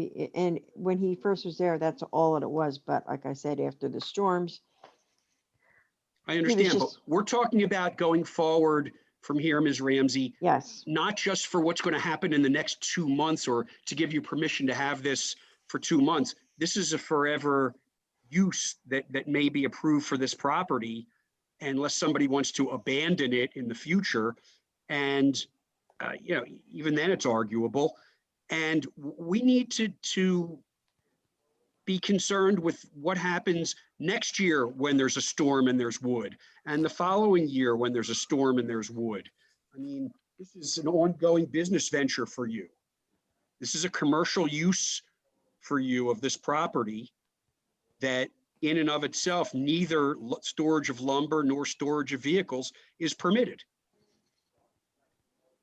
So the board has to take a hard look at this because it's going to bind this property if it grants this decision. And I don't know how much discussion there was at the Planning Commission about vehicle storage at all. Dave Conroy is saying there was very little, if none. I don't think there was any at all. Yeah, well, that's a new. I had mentioned it there, and that's what I wrote on the application. Application, yes. Dave did say, and they approved it, and he did say he realized if anyone else wants to be there, it's got to go according to section 1000. I said, yeah, okay, but I had put on there because every time I want to do something, I'd have to go do another variance. I would imagine if I wanted somebody else to come on there too. Yeah. For each use that you need a variance. You're asking for storage of wood and trucks and vehicles. Yes. That's what you're asking for now. If you decided you wanted to build a theater on there, you'd have to come back and get a variance for that if it's not permitted. Right. So Indoor theater is permitted. there you go. Yeah. How about that? Who's going to put a theater there? My hands are tied because I can't do what Madison Kelly does or what Andrew Sabia does. I can't do that because my hands are tied because I became a different property owner than my father. So he was no longer grandfathered in with their. That's debatable. Goes to the use of the property. I mean, I haven't heard any arguments tonight about non-conforming uses. You mentioned that things were going on. I didn't quite get what was going on the property prior to you acquiring it. But Dave, I would agree with you that if we were to grant this, that the space be limited to that southern point of the driveway across. Mm-hmm. And therefore, much of that lumber that's there now would have to be moved, and there would be a limit to the number of trucks that would be able to park there as well. So. Absolutely. I mean, you know, if relief is granted, it's going to have to be very specific as to, and we may even attach a plan to the decision that would show that nothing's allowed north of this driveway line down here. Mhm. Right. Right here. Everything is south of that. And that means that nothing north, there's no wood, there's no storage, nothing but a permitted use could be done above that line. Right. And is the neighbor that complained, is anybody else on the call to? Well, yeah, we Tell have us to what ask that the question about truth is. public comment still. I just want to make sure the board doesn't have any more questions regarding the proposed request for relief. I do have a question, just what area you're talking about that would be restricted, to which storage would be restricted? Is that from below the southernmost driveway? Correct. Yeah. The outline, the yellow outlined area? Up to the entrance line of the southernmost driveway, Brian. There's the southernmost driveway. Yeah, Starting from there, drawing a straight, a line on a 90-degree angle to the western property line over here. Can you see my pen? yes, I can. Everything below that can be used for wood or storage, nothing above that. Okay. Above, you mean, Northerly. Above that Where it's lower- residential rental, right? That house is residential rental. It's a Yeah, duplex. I mean, existing uses can continue there. I'm not saying you can't use it for anything, but I'm talking about non-permitted uses. And the only two things would be lumber and storage of vehicles if the board wants to grant that relief. so that would be primarily within that yellow outlined area. That's where the storage would be restricted. Well, no, a lot further, we're cutting that, you're looking at that yellow area, Yeah, right. Uh-huh. cutting that in half Okay. at most. We're saying, we're drawing a line like this, Brian, Right. and we're saying she can only use from here down. Okay. See how I'm doing it? Yeah. Down south Okay. for storage of wood and vehicles. Okay. from- Nothing stored up here. Okay. all. All right. Yeah. Gotcha. So the lower quadrant by the lower part by the property line is where the storage from the property line up to that halfway point is where the Correct. And storage she'll would be. have to meet all dimensional requirements, setbacks from Isabella Street, setbacks from the Right. side and rear property lines as well. Okay. Gotcha. While you were talking, Dave, I did go back through the planning meeting minutes. I didn't really see very much about anything really about storage of vehicles. The discussion that a contractor might have a dump truck or something like that, but beyond that. there Yeah, wasn't I'm not sure. anything. Dave Conroy said that was just not discussed. Yeah, I'm just not yeah. quite sure why, but Okay. Thank you. Thanks for clarifying. So we're putting a restriction on lumber. Right, Dave? And Right. we're making that restriction. We're looking to approve permitting that restriction on the left side of the driveway only. The second driveway. yeah, the south. It's South side really driveway. south. It's really southwest. It's the southwest quadrant. This, I don't want to use the term quadrant, but area of the property from the beginning of the driveway down to the south of the property. Right. Okay, so we're clear on all of that? I'm okay with that. I mean, I think that's fine. For permitted uses under commercial zoning. Again, I don't know, Ms. Ramsey, you said you have 4 houses as neighbors. Where are they located? What They're across- direction? There's one single home directly across from the tenant driveway. Okay, I think that was Carbo that was there, and now there's a new person in there. yeah, I And don't care who then- it is. I just want to know if it's residences. It's a residence, and then there's, I think, 2 row homes, 2 or 3 row homes across from the second driveway and after the first driveway. There's from the second driveway, I think there's 2 row homes, and then at the very end across from Savia's property is a single home by the turnpike. I don't know where Sabia's property is, Ms. Ramsey. Dave, when you're looking at this from a Google Earth, this is off of Ridge Pike, right past the Wawa, the new Wawa down on that end of the township. Across the street from the subject property are the residential properties, and they're back off of Ridge Pike. Ridge Okay, Pike's so- commercial. So they're across Isabella. Right. Everything's across Isabella. All right, There's at least there's a 240 Isabella, which is directly across the street. okay, If you look, Dave, yeah, across there is 240 Isabella, there are, as Ms. Ramsey said, there are a couple of houses. Look like there's a twin structure across the street. I'm not sure what the address on that is. So there are at least 3 or 4 houses across the street. Okay. Mr. Chairman, I think it might be appropriate to ask for public comment at this time. Okay. Is there anyone out in the audience that have comments or questions on this proposal? No questions or comments. Do we have a motion?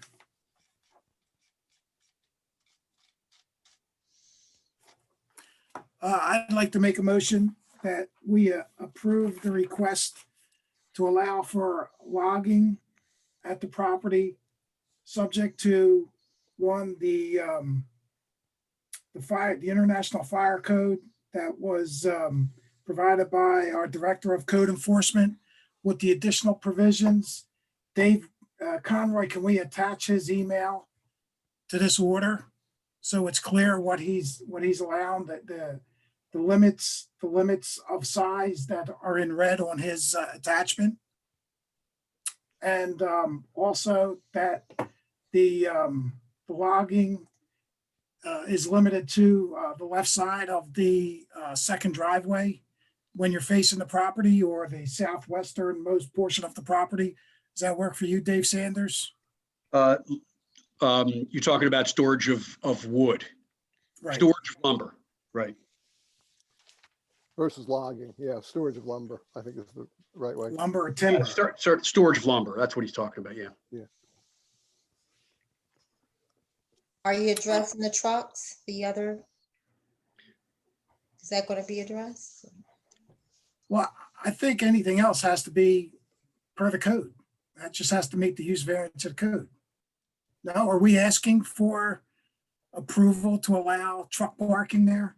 The applicant is, well, yes, the applicant is seeking permission to store landscaping trucks, contractors' trucks, and there's a bunch of things she agreed to with that, primarily that it will also occur southwest of that line drawn across the property that you referred to when you talked about the storage of wood. Secondly, there would be no wrecked or damaged vehicles.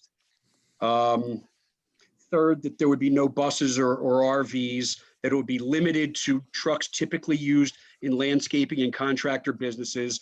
No small contractor businesses. Yeah, and only vehicles, no other equipment. So we're not going to get backhoes and other construction equipment in there, and that she has to meet all applicable setbacks to allow that parking.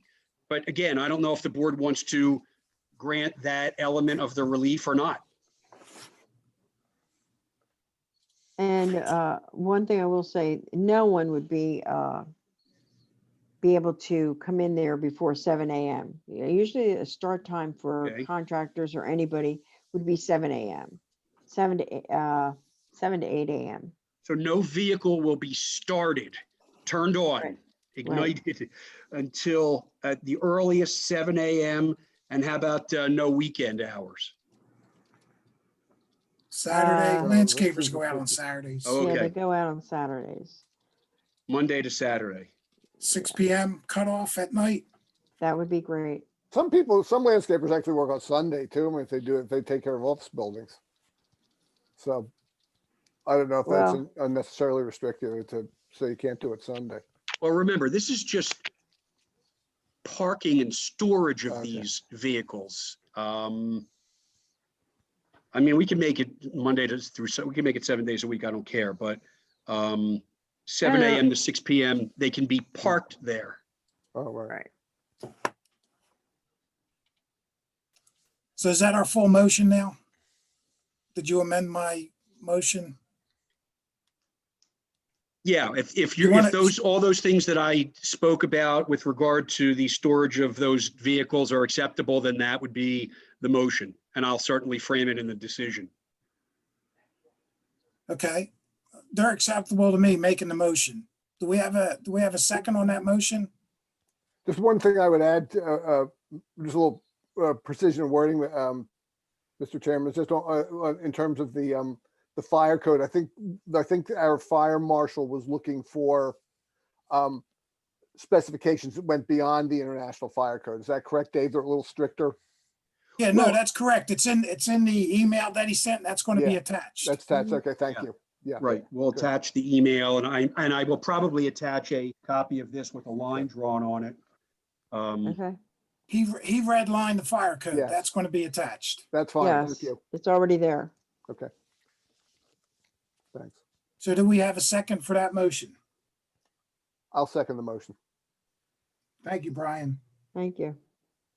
Do we have a vote, roll call? Do we have a vote? Amy, In favor. Ms. Pygott, In favor? Mr. Daly, In favor. and the chair votes in favor.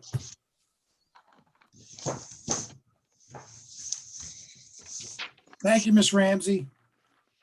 Thank you very much. Thank you. Have a good Thanksgiving, guys. You Okay. too. Thank too. Ladies you. and ladies, sorry. Thank you. You too. Okay, bye-bye. Bye. Dave, do you want to handle the last one? Sure, Can we talk This is- about a 10 o'clock hard stop here? we're gonna go to 10. Mark and Peter will go an hour into this. We'll get it started, and then we will continue it. Obviously, give and take where we are with a particular witness, but let's get to it. This is the, Dave, when would you continue it to? next meeting is December. It would, December 21st. 21st. Do we want, my question is, would we want a special night for it? We certainly can entertain that if we can get everybody together. I'm not sure all the applications yet for next month. I mean, it could be the 21st. I can probably make a better judgment next Monday when the application deadline comes for next month.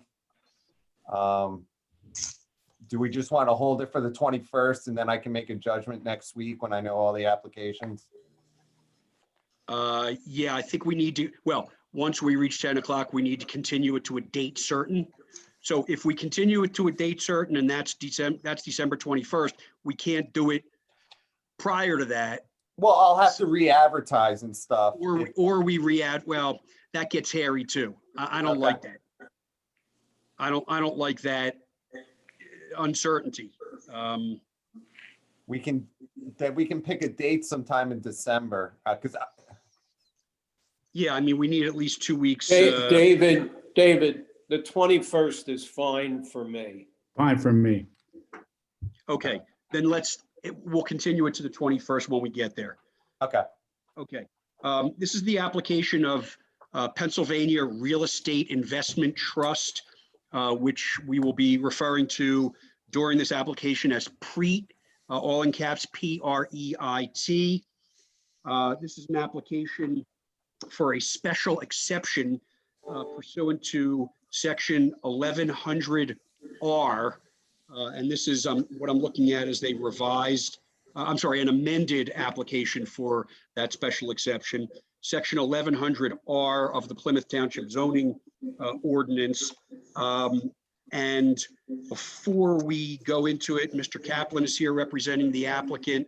Mr. Musso is here representing the township. We know that much. I did want to mark the application and all of its attachments, everything that was filed with the application as Exhibit B for Board 1. I want to mark the plan that is entitled Overall Zoning Plan, which I'm holding up here, as Exhibit B2. That's dated September 28th, 2020. I wanted to mark the proof of publication of tonight's hearing as Exhibit B for Board 3. The proof of posting of the property is Exhibit B4. And the current version of the Planning Commission minutes from November 4th, 2020 is Exhibit B5. Those minutes are not final. When they are finalized, we will mark them as a separate exhibit in their final form at our next meeting. With that, I do need to announce that this is a public hearing and it has rules and regulations as to how we're going to proceed. Mr. Kaplan will start his case in chief, calling his witnesses. Mr. Amuso will have the opportunity to cross-examine those witnesses. And when Mr. Kaplan gets done calling all his witnesses, Mr. Amuso will have a chance to call his witnesses, subject to cross-examination by Mr. Kaplan. At this point, I do need to ask, however, whether there is anyone who's participating in this Zoom meeting, which has 36 participants. There is something called party status. And party status means that you get to cross-examine the witnesses that Mr. Kaplan calls and that Mr. Amuso calls. And you also get to call your own witnesses when it's your turn. When Mr. Amuso's done with his case, we move to folks with party status and they get a chance to call their own witnesses. Now, it also gives you the right to appeal an unfriendly decision or a decision that you disagree with and feel on a legal basis has a basis for appeal. Now, it's very significant, and I hope everybody's listening very carefully to this part of it. You do not need to be a party to this proceeding in order to be able to speak to the application. When all the testimony is done, we will have public comment where anybody, you don't have to be a party, can make a statement to the board, to the zoning hearing board about this application, whether it's pro or it's con, for or against. You don't need to be a party to be able to make a statement. But as I said, party status allows you to call your own witnesses, cross-examine other witnesses, and appeal a decision that you don't like. With that explanation said, is there anyone who wishes to have party status other than Mr. Kaplan's client, the applicant, and Mr. Amuso's client, the Township of Plymouth? I'm going to give that a minute to. Excuse me, my Yes. name's Marlene. Does that mean, are you asking for just people in the neighborhood that want to speak on this? Are you Well, considering us a party to it? Well, that's an interesting question. If you want to become a party, then I'm going to ask Mr. Kaplan if he has any questions for you. And he may ask you how close you live to this property and what your interest is in this. And if he objects to you being a party, or for that matter, Mr. Amuso objects to you being a party, they can make that argument to the zoning hearing board, and the zoning hearing board has to, at this time, make a determination as to whether you can participate as a party or not. Okay, so do I need to act as a party if I just want to make a comment as a neighbor or? No, you don't. No, you do not. Okay, thank you. Sure. Anybody else wish party status? Okay, seeing no response, the parties will be the applicant and Plymouth Township.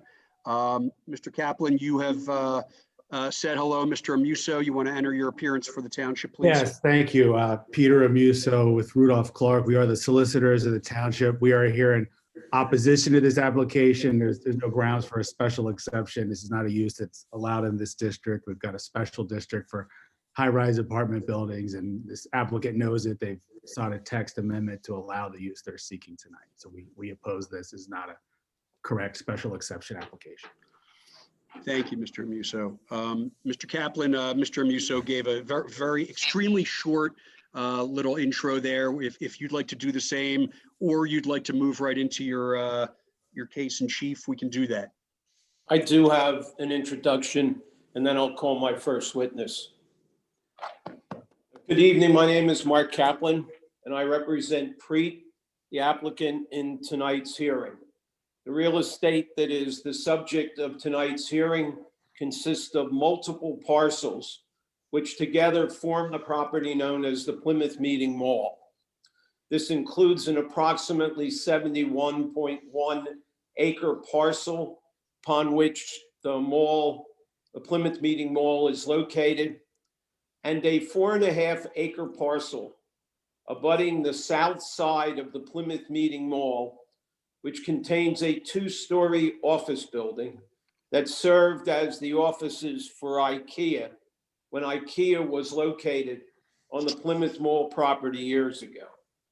Both the mall parcel and the IKEA parcel are located in the SC Shopping Center zoning district of the township. Under the Plymouth Township zoning ordinance, PREIT is permitted to combine multiple parcels into one tract, lot, or parcel for the purpose of development. And that's what we propose to do in this application.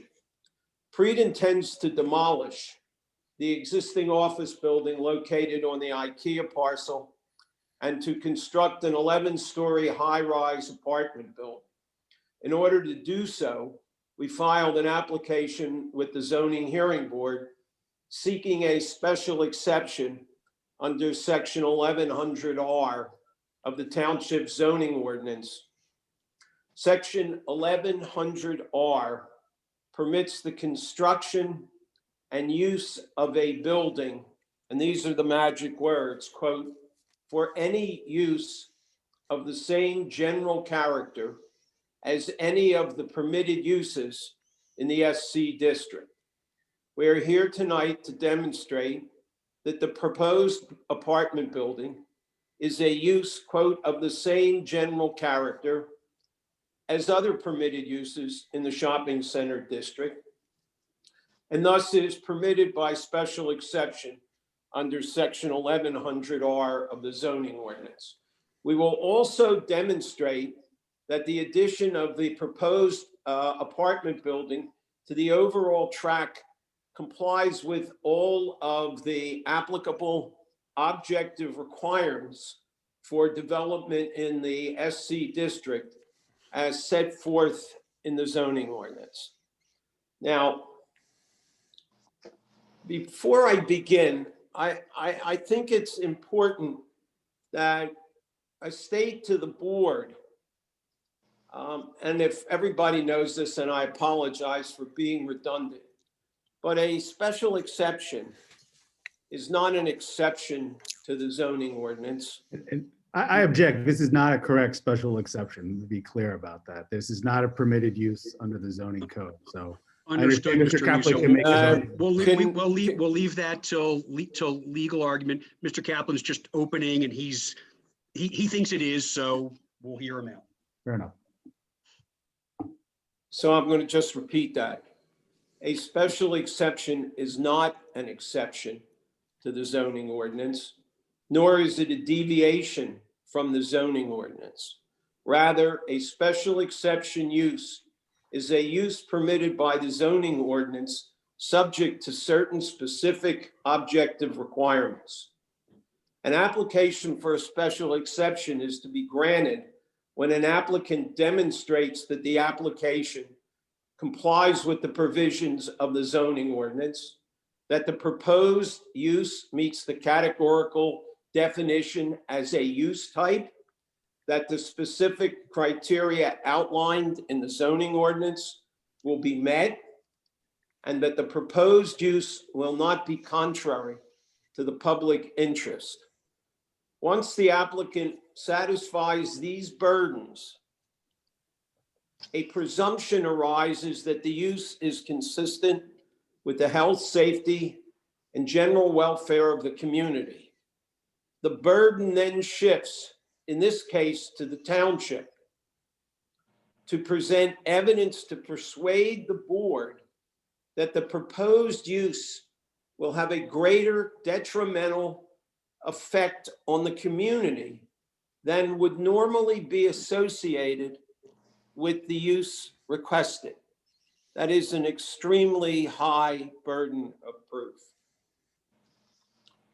in light of Mr. Amuso's position, I'd like to state a couple of other things. Under Pennsylvania zoning law, in interpreting ordinances, an ordinance must be construed to give effect to all of its provisions, and that a zoning ordinance must be construed in a sensible manner. Furthermore, when considering whether a proposed use falls within a given category of permitted uses, the principles of statutory construction require that ordinances be construed expansively so that the property owner may be afforded the broadest possible use and enjoyment of his or her land. This evening, we will demonstrate that when the principles of zoning interpretation and the rules of statutory construction are applied in a sensible and least restrictive manner to the provisions of section 200 and 1100R of the zoning ordinance, the proposed apartment development must be determined to be, quote, a use of the same general character as a motel, a permitted use in the zoning ordinance, or an elderly housing / assisted living facility, a permitted use as a conditional use. Now, at the risk of being a little too professorial, I want to delve one step deeper into that law. The Pennsylvania Supreme Court and the Commonwealth Court have repeatedly held that where an ordinance requires that a proposed use be, quote, of the same general character as a permitted use, the ordinance does not require the proposed use to have the exact same characteristics, but must be a use of a similar character to the other uses permitted in the zoning districts. The courts have held that the use need not be an identical use, again, but only one of the same character.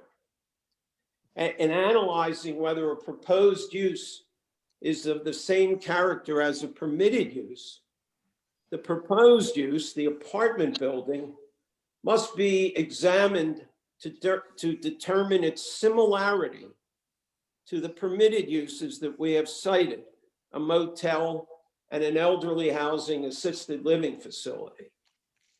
And the board is prohibited from measuring the similarity of the apartment to uses which are not permitted in this district.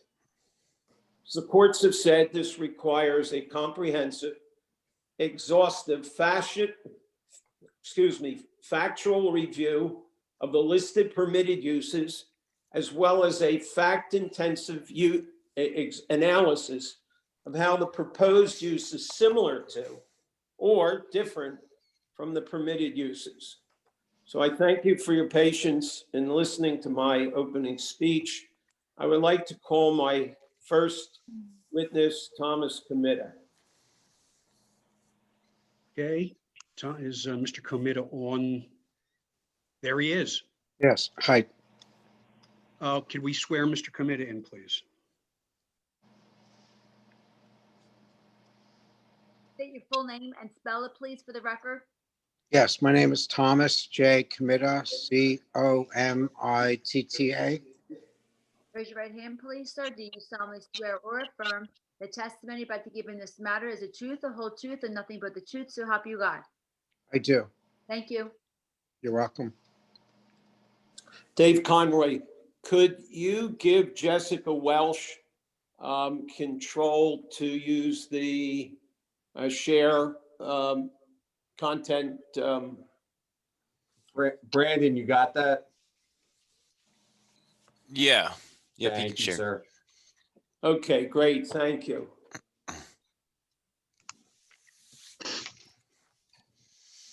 Wow. Tom, I want the board to be able to see you speaking.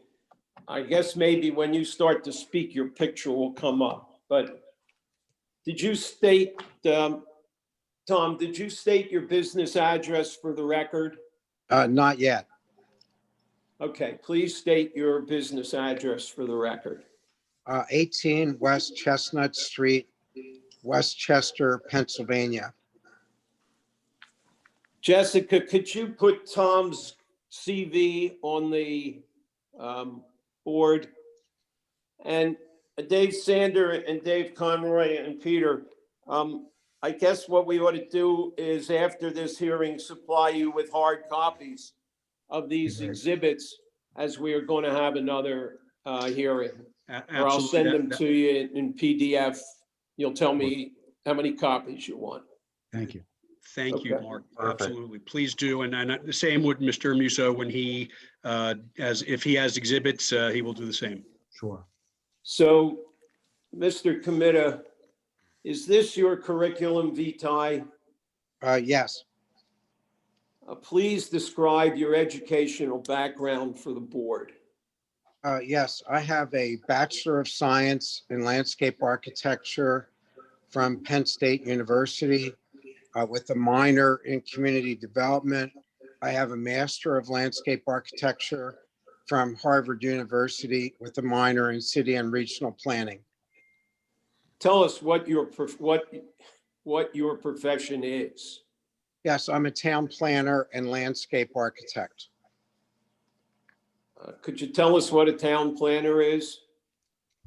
Yes, basically in my 47 years of practice, I have worked as a municipal planning consultant for 133 municipalities, and currently Thomas Committa Associates, of which I am the president, represents 23 municipalities in Pennsylvania as their planning consultant. So I do planning work, I do town planning, I do borough planning, city planning, and I also am a licensed landscape architect in Pennsylvania. So you've told us you've been practicing for 47 years, correct? Correct. Tell us about your employment background as it relates to planning. Yes.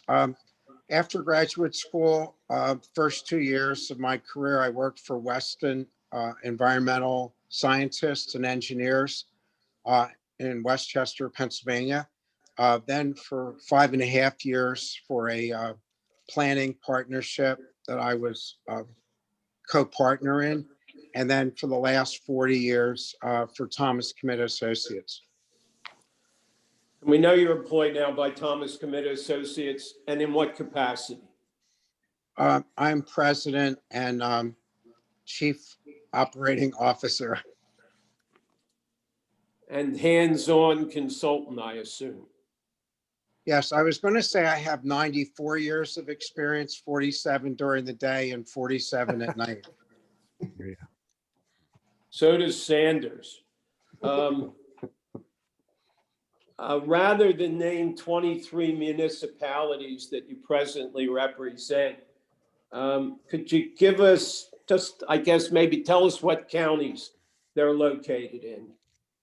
Starting from the north, Monroe County, north of East Stroudsburg Borough, and then the Lehigh Valley, several municipalities, 1 or 2 in Bucks, 1 or 2 in Montgomery, Upper Dublin, for example, and in Delaware and Chester counties, about 7 in each, and then in Lancaster County, 1 or 2 municipalities, mostly southeast Pennsylvania. Do you regularly review zoning plans and development plans for municipalities? Yes, in my career, I've reviewed over 5,000 such plans. Do you review zoning ordinances? Yes, I've prepared over 50 zoning ordinances, and I've reviewed probably over 100 zoning ordinance amendments. I offer Mr. Comita as an expert in zoning and planning and ask that he be accepted as an expert. Zoning and planning, Mr. Kaplan? Yes. Any objection, Mr. Musso? Real quick, Mr. Committee, how many municipalities in Montgomery County did you say you worked with? Currently, Upper Dublin, over the years, not that many because the Montgomery County Planning Commission does a fair amount of the work. Some years ago, I did the Recreation and Open Space Plan for Upper Marion Township, and I did ordinance amendments for Lower Gwinnett. In the last 2 or 3 years for Upper Dublin. Thank you. I have no objection to Mr. Committee as an expert. Thank you. Any board questions for Mr. Comita regarding just his qualifications as an expert in zoning and planning? No Hearing none, questions. Mr. Comita will be accepted as an expert in zoning and planning. Thank you. Mr. Comita, are you familiar with the property that is the subject of this application? Yes. And how have you become familiar with it?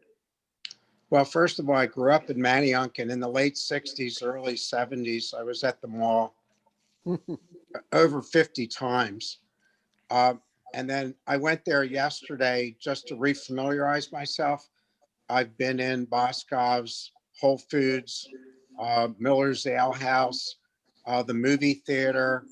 When IKEA was there, I was there probably in IKEA more than anything over the years. Okay, what zoning district is the property located in? That would be the SC Shopping Center zoning district. Are apartments or high-rise apartments a permitted use in the shopping center district? Not explicitly. Apartments are not explicitly a recited use as a permitted use. However, there are 2 subsections that have explicit dimensional provisions for high-rise apartments in the SC district. Tell us what those specific dimensional requirements in the SC district referred to. Sure. In section 1101 point capital F point 2 parens small b of 4, there are development requirements that provide specific off-street parking requirements for apartments in the district, such as 1 parking space for 1 or 2 bedroom apartments and 3 parking spaces for 3 bedroom apartments. And what's the second one?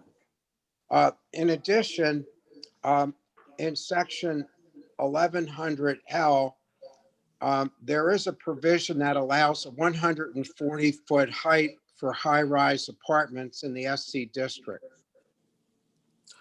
As a municipal planner, do you have an opinion as to why these specific dimensional requirements for apartments?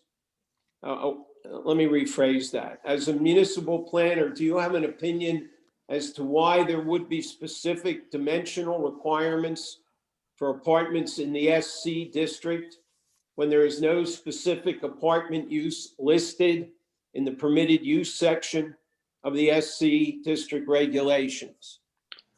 Yes, I believe there are 2 possible explanations. The first of which is that the SC district, because of those 2 provisions I mentioned, the 140-foot building height explicitly for high-rise apartments and the parking metrics for high-rise apartments, that it was inadvertently not included in the list of permitted uses or conditional uses. And the second possible explanation is that apartments are considered to fall within a classification. As you had pointed out earlier, Mr. Kaplan, the key words in our request for the special exception is a use of the same general character as those permitted, and therefore permitted as a special exception. Mr. Committer, what section of the ordinance, of the zoning ordinance, allows uses which are of the same general character as permitted uses in the SC district? Yes, in section 1100R, and in the PowerPoint presentation, it's the last paragraph. And it- 1 second, Tom, just so everybody sees it, we have put section 1100, the use regulations, or a portion of it, on the PowerPoint. So go ahead, Tom. Yes, so in the top paragraph in A, as shown on the screen, a building or combinations of buildings may be erected, altered, or used, and a lot may be used or occupied for any of the following purposes and not others.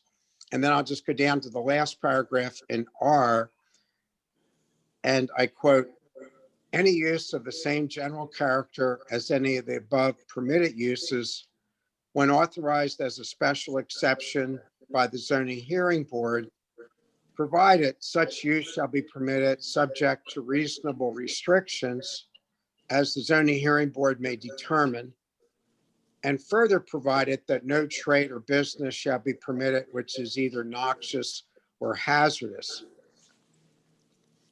Tom, in your opinion, as an expert planner, is a high-rise apartment building or an apartment building that we propose in this application, quote, "a use of the same general character as any of the permitted uses in the SC district"? Yes, it is. Which of the uses specifically permitted in the SC shopping center district are of the same general character as an apartment building? Yes, there are two specifically permitted uses that are on this page of the PowerPoint that I'd like to comment on. And one is section K, 1100K, and the other one, 1100L. So I'll take them one at a time. In 1100K of the zoning ordinance, it permits a quote motel or motor court as a use permitted by right in the SC district in section 1100.L. Oh, that's in K, I'm sorry. And that's the motel or motor court that is now on the screen of a building or group of two or more detached or semi-detached buildings containing rooms or apartments. Then it goes on to describe their characteristics.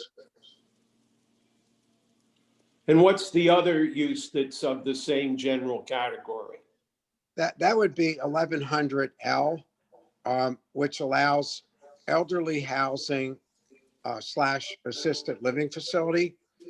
And that, as shown on the slide that's on the screen right now, is a multiple family structure that shall include, and then it talks about the characteristics of the elderly housing assisted living facility. Key words here being the multiple family structure. Let's look at each of these uses separately.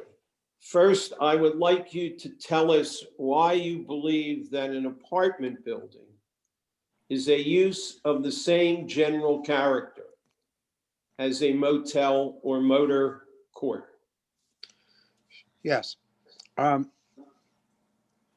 In order to answer that, the zoning hearing board and council should look at section 200 of the zoning ordinance, which are the definitions, where the term of art, motel or motor court, as shown on the screen that we're looking at right now, and this is coming from section 200 of the Plymouth Township zoning ordinance. A motel or motor court is a building or group of two or more detached or semi-detached buildings containing rooms or apartments that have separate ground floor entrances provided directly or closely in connection. And then it talks about the characteristics for that particular use.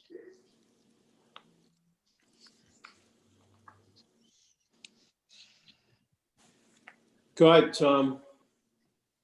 And then also, there's a definition in section 200 that defines an apartment house as a multiple dwelling with common outside access. Section 200 also defines the term of art, quote unquote, multiple dwelling as a building, not a single family dwelling, not a duplex or twin, not a townhouse, not a triplex or quadruplex. That's designed for and occupied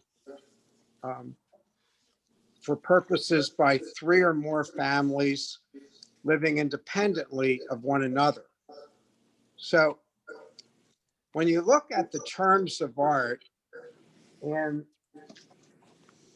Article 11 in the zoning ordinance in the SC district, and then you go into the definition article and you look at the defined terms for motel or motor court, apartment house, multiple dwelling, it's my conclusion and my opinion that based upon those definitions, I believe that an apartment house is, quote, of the same general character as the above uses that I described, whether it would be a motel or whether it would be a assisted living facility or an elderly housing facility. Now, I know you reached the conclusion with regard to a motel, and most of your explanation was about motel. And I would like to keep these two opinions of yours separate if we could. So please tell me why an apartment building is a use of the same general character as an elderly housing assisted living facility. Yes. Could you go to, there we go, to the PowerPoint. So I showed on this image on the screen titled Elderly Housing Assisted Living Facility. Basically, it's a multiple family structure that shall include, without limitation, common dining and social and recreational features, special safety and convenience features, and provide certain characteristics that are described in the definition.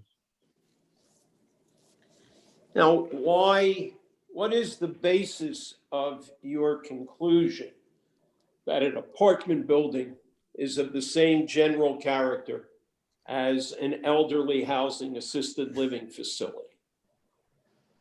I believe that because the definition path that I described a few moments ago brings you to the fact that it's a multiple family structure and it has certain characteristics that are akin to an apartment.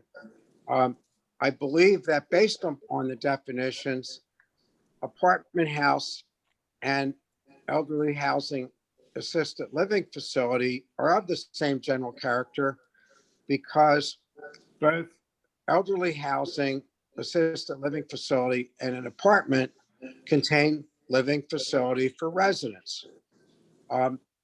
That fact conclusively makes the apartment an elderly housing assisted living facility use of the same general character. Then when you look at the definitions for elderly housing and assisted living facility, and again, a multiple family structure with common outdoor access, I believe that that's the same attribute that an apartment building has. But I think in analyzing this matter completely, I came up with the following idea, that an apartment is a use within a multiple family dwelling. And as you go through the definition path, it's not a single family dwelling. It's not a duplex or twin. It's not a triplex or quadruplex. It's not a townhouse. And I believe that an apartment is a use with a building type that has multifamily occupancy under the same roof. Therefore, I believe that it is a use of the same general character because it is a building type that houses similar to the way a building houses residents for elderly housing and assisted living facility occupants. Thank you. You're welcome. Now, in your opinion, is the proposed apartment development consistent with the surrounding zoning and uses as required by section 2101D3 paren little e of the zoning ordinance? Yes, and just to refamiliarize myself, I went there yesterday and last evening. I spent a while there to see what it was like during daylight and evening hours. And I affirm my earlier thoughts that I had from several weeks ago, that yes, an apartment building is complementary to the other uses at the Plymouth Meeting Mall. I believe the proposed apartment use will enable people to live in a setting where they can also work if they are so inclined to seek employment at the mall. They can shop, obviously, they can dine, they can recreate. For example, the residents of the apartments could walk to nearby opportunities at Whole Foods Market, at Edge Fitness, at Miller's Ale House, and many of the other shops, stores, and services. Tom, in your opinion, will the proposed apartment development be detrimental to the appropriate use of adjacent property as required by section 2101D3 paren H of the zoning ordinance? No, I think it would have the opposite effect of being positive. I believe that the apartment use will not be detrimental to the use of adjacent property. I believe that it would be complementary and will strengthen the relationship between the proposed residential use and the existing non-residential use. In my opinion, I believe that there would be a positive synergy between the apartment use and the stores, the shops, the services, and the amenities. When I was there yesterday and picturing where the apartment would replace the vacant office building that IKEA had, I thought of it as a campus. And I thought of the mall as a campus because over the past 10 years in particular, the uses at the mall have diversified and are emerging to be the type of connected neighborhood that's envisioned and described in many places on many pages of the Plymouth Township Comprehensive Plan. So let me stop you there. Jess, bring up pages of your next exhibit. And Tom, you're going to have to walk us through. And imagine that I'm handing you a copy of the comprehensive plan, and I ask you, have you reviewed this document? Yes. How would you describe the desired vision for the future of Plymouth Township as detailed by the comprehensive plan? Good question. Let me first say that the document, and I'm holding my copy of it, is dated December 2019 and is titled Plymouth 2040 Comprehensive Plan, Montgomery County, Pennsylvania, on the cover. And ironically, among the images shown, the Plymouth Meeting Mall is one of them. And so as part, there are many places in the comprehensive plan when it talks explicitly about the Plymouth Meeting Mall, and it tees it up by talking about vision statements. So on page 3 of the comprehensive plan, it envisions that Plymouth Township will be a family-oriented, multi-generational, and inclusive community that provides quality housing for people of all ages and abilities, connections between neighborhoods, connections between shopping and employment centers, and walkable mixed-use centers. It also talks about on page 187, under the recommendations and strategies, that the comprehensive plan envisions that Plymouth Township will be a community that's highly accessible by all modes of transportation, with a focus on safe and convenient connections between residential neighborhoods, shopping, and employment centers. Additionally, on page 38, in the economic development section of the comprehensive plan, Plymouth Township seeks to enhance the township's established commercial corridors, shopping centers, and employment areas. Finally, on page 187, in the implementation section of the comprehensive plan, it recommends that the township would update its ordinances to encourage the revitalization of the mall. And so on this slide that's on the screen right now, it has in the comprehensive plan a very specific outline for the so-called Plymouth Meeting Mall focus area. And it has all of the initiatives that are listed on that page. In addition, it has a number of linkages that talk about connections of this type of use at the mall. And it talks about the prospect of having the synergy related to public transportation. And fortunately, there are 6 bus routes that come into the mall, and the comprehensive plan describes it as a viable transit center.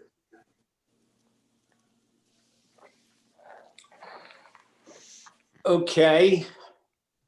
Tell us how the proposed apartment development adheres to the desired vision for Plymouth Township, as you have described, is contained in the Plymouth 2040 comp plan. Sure. So first, the apartment development and other witnesses will talk about these attributes in more detail, probably on December 21st. But the proposed apartment development will be targeted to both young professionals and the baby boomer generation. And that will help to realize the vision articulated in the comprehensive plan relative to making Plymouth Township a multi-generational and inclusive community.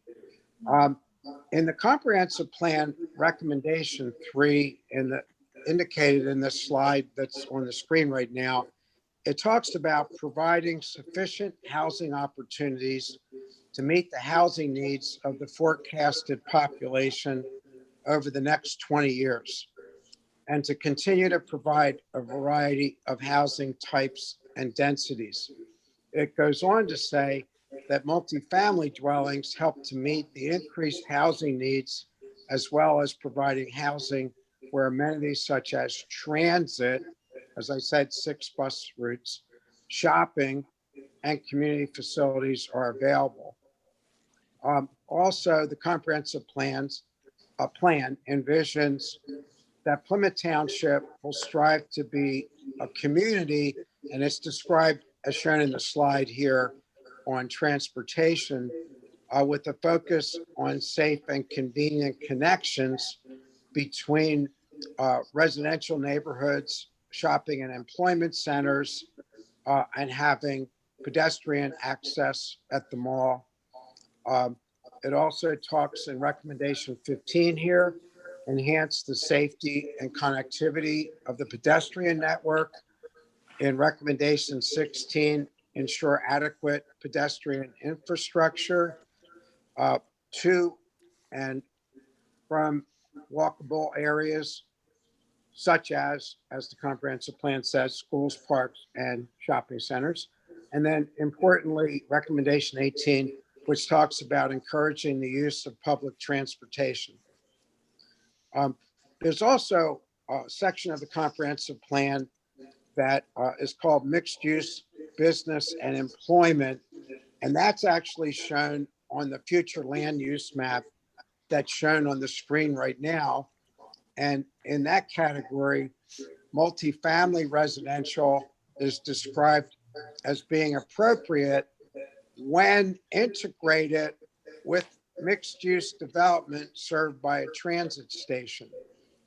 And as indicated on the slide, there are some references to these specific focus areas. Obviously, the Plymouth Meeting Mall being the one that we're talking about tonight. But there's reference in the comprehensive plan about redeveloping vacant office space, which we have, enhancing commercial corridors and shopping centers, which we propose to do, and then ensuring that future development and redevelopment would encourage walkability and multimodal transportation. There's also reference in the comprehensive plan about reimagining older or more dated business park. And they specifically make reference to the Plymouth Meeting Mall to ensure its continued viability. Thank you. Now, in what ways would adding the apartments to the mall ensure or encourage its continued viability?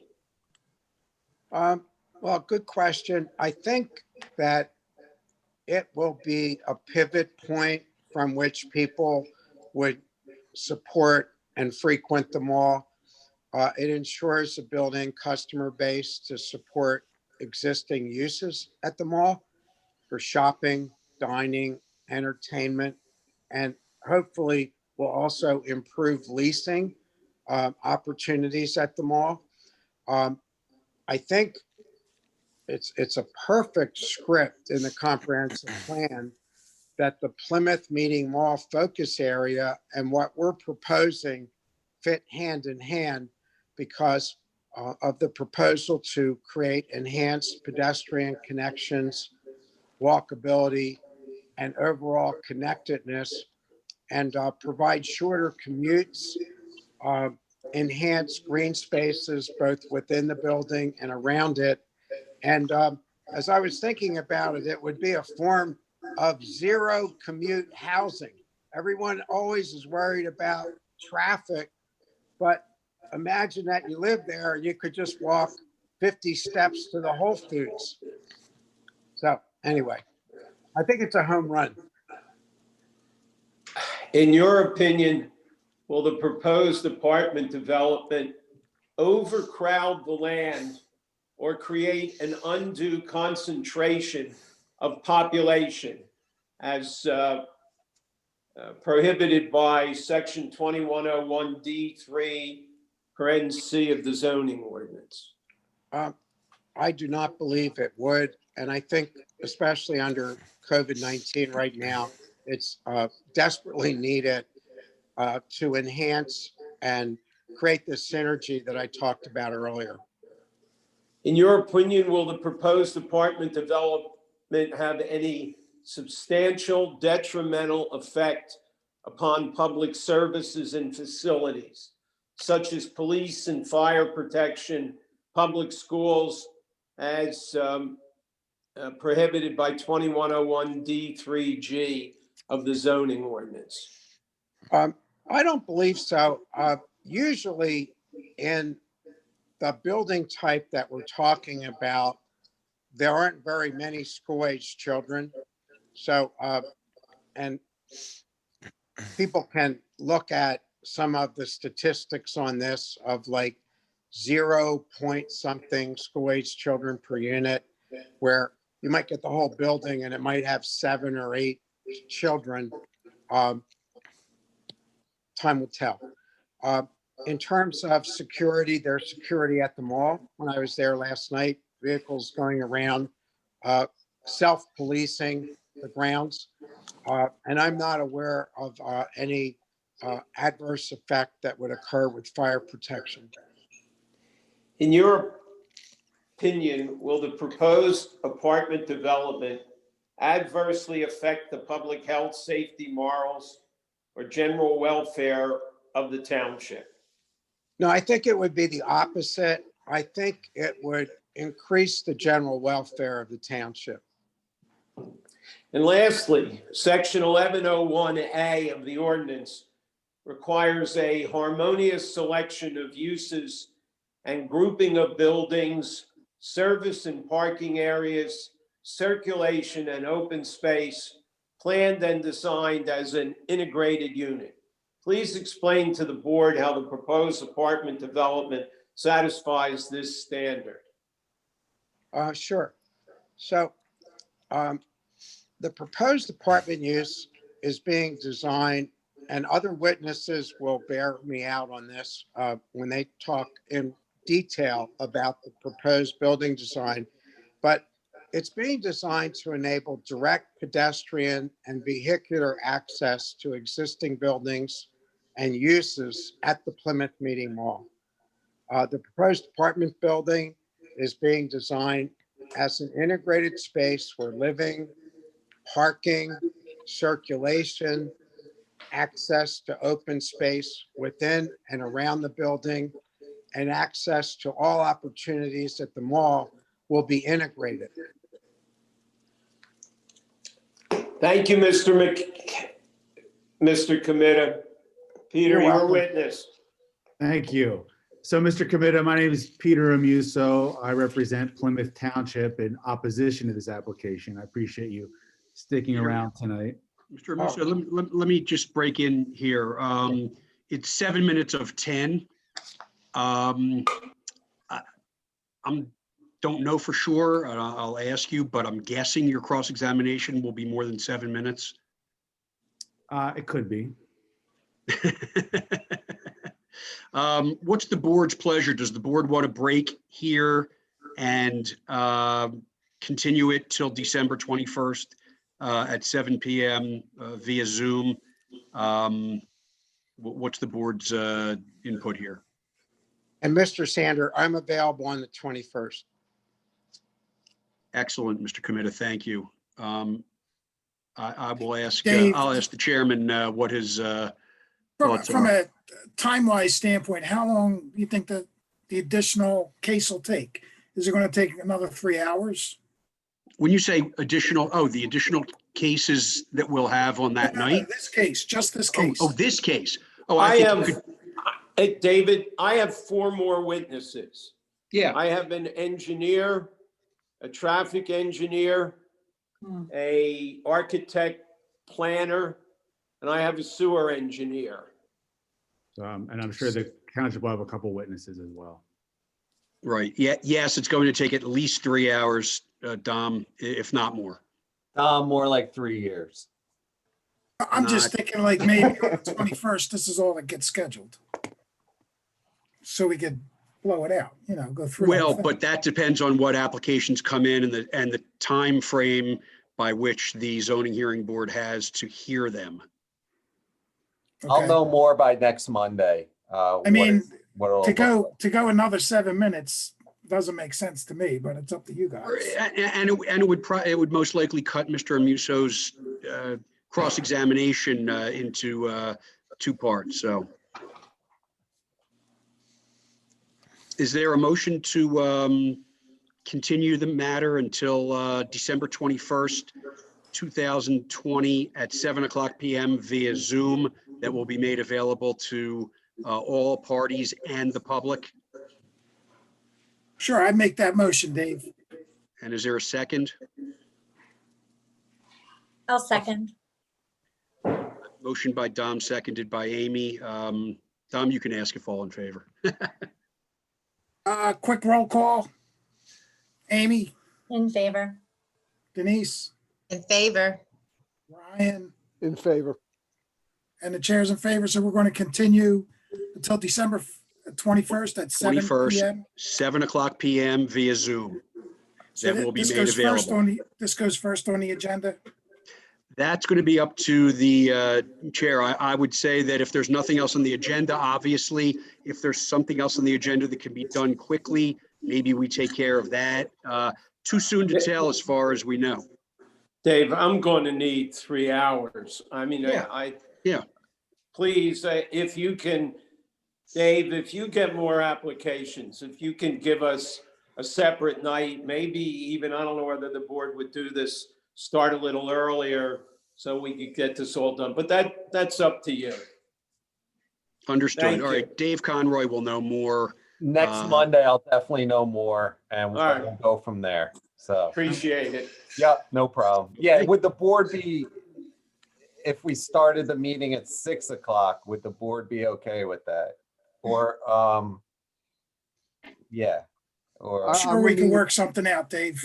Well, Okay. hold on. If we want to do that, then we have to make another motion because the motion we just made continued it to 7 o'clock. Gotcha. Well, we still have Dave and Raymono and Mike, who will probably be at that meeting. We don't know. I would suggest that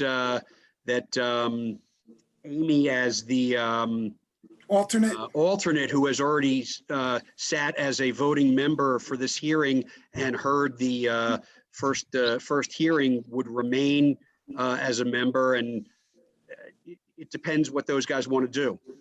Okay. Well, I'm good with 6 o'clock. It doesn't matter to me. I If you defer to guys the are rest good of the with it, I board. say we continue at date certain to 6 o'clock if everyone's okay with that.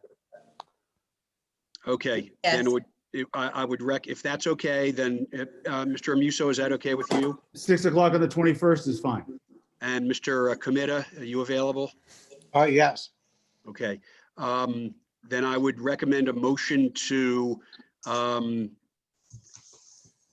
what's the right word to say? Undo the Continue. prior We're gonna motion and make a new motion to continue this matter until December 21st, 2020 at 6 o'clock PM via Zoom that will be provided to the parties and the public. I'll make that motion that we rescind the prior motion and. That's the word I was looking for. Schedule the continuation of this hearing at 6 PM Eastern on December 21st, 2020. Second to your motion. Been a motion by Mr. Daly, second by Mr. Aprilli.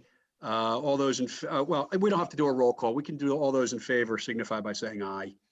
Aye. Aye. Okay, passes 4-0. We are continued till December 21st, 6 o'clock PM via Zoom. Thanks, everybody. See you there. Thank you. Thank you, everybody. We appreciate your care. patience. Thank you Thank very much you. for your presentation. Happy Happy Thanksgiving. Thanksgiving, everyone. Thank you. Happy holidays. Thank you. Thank you.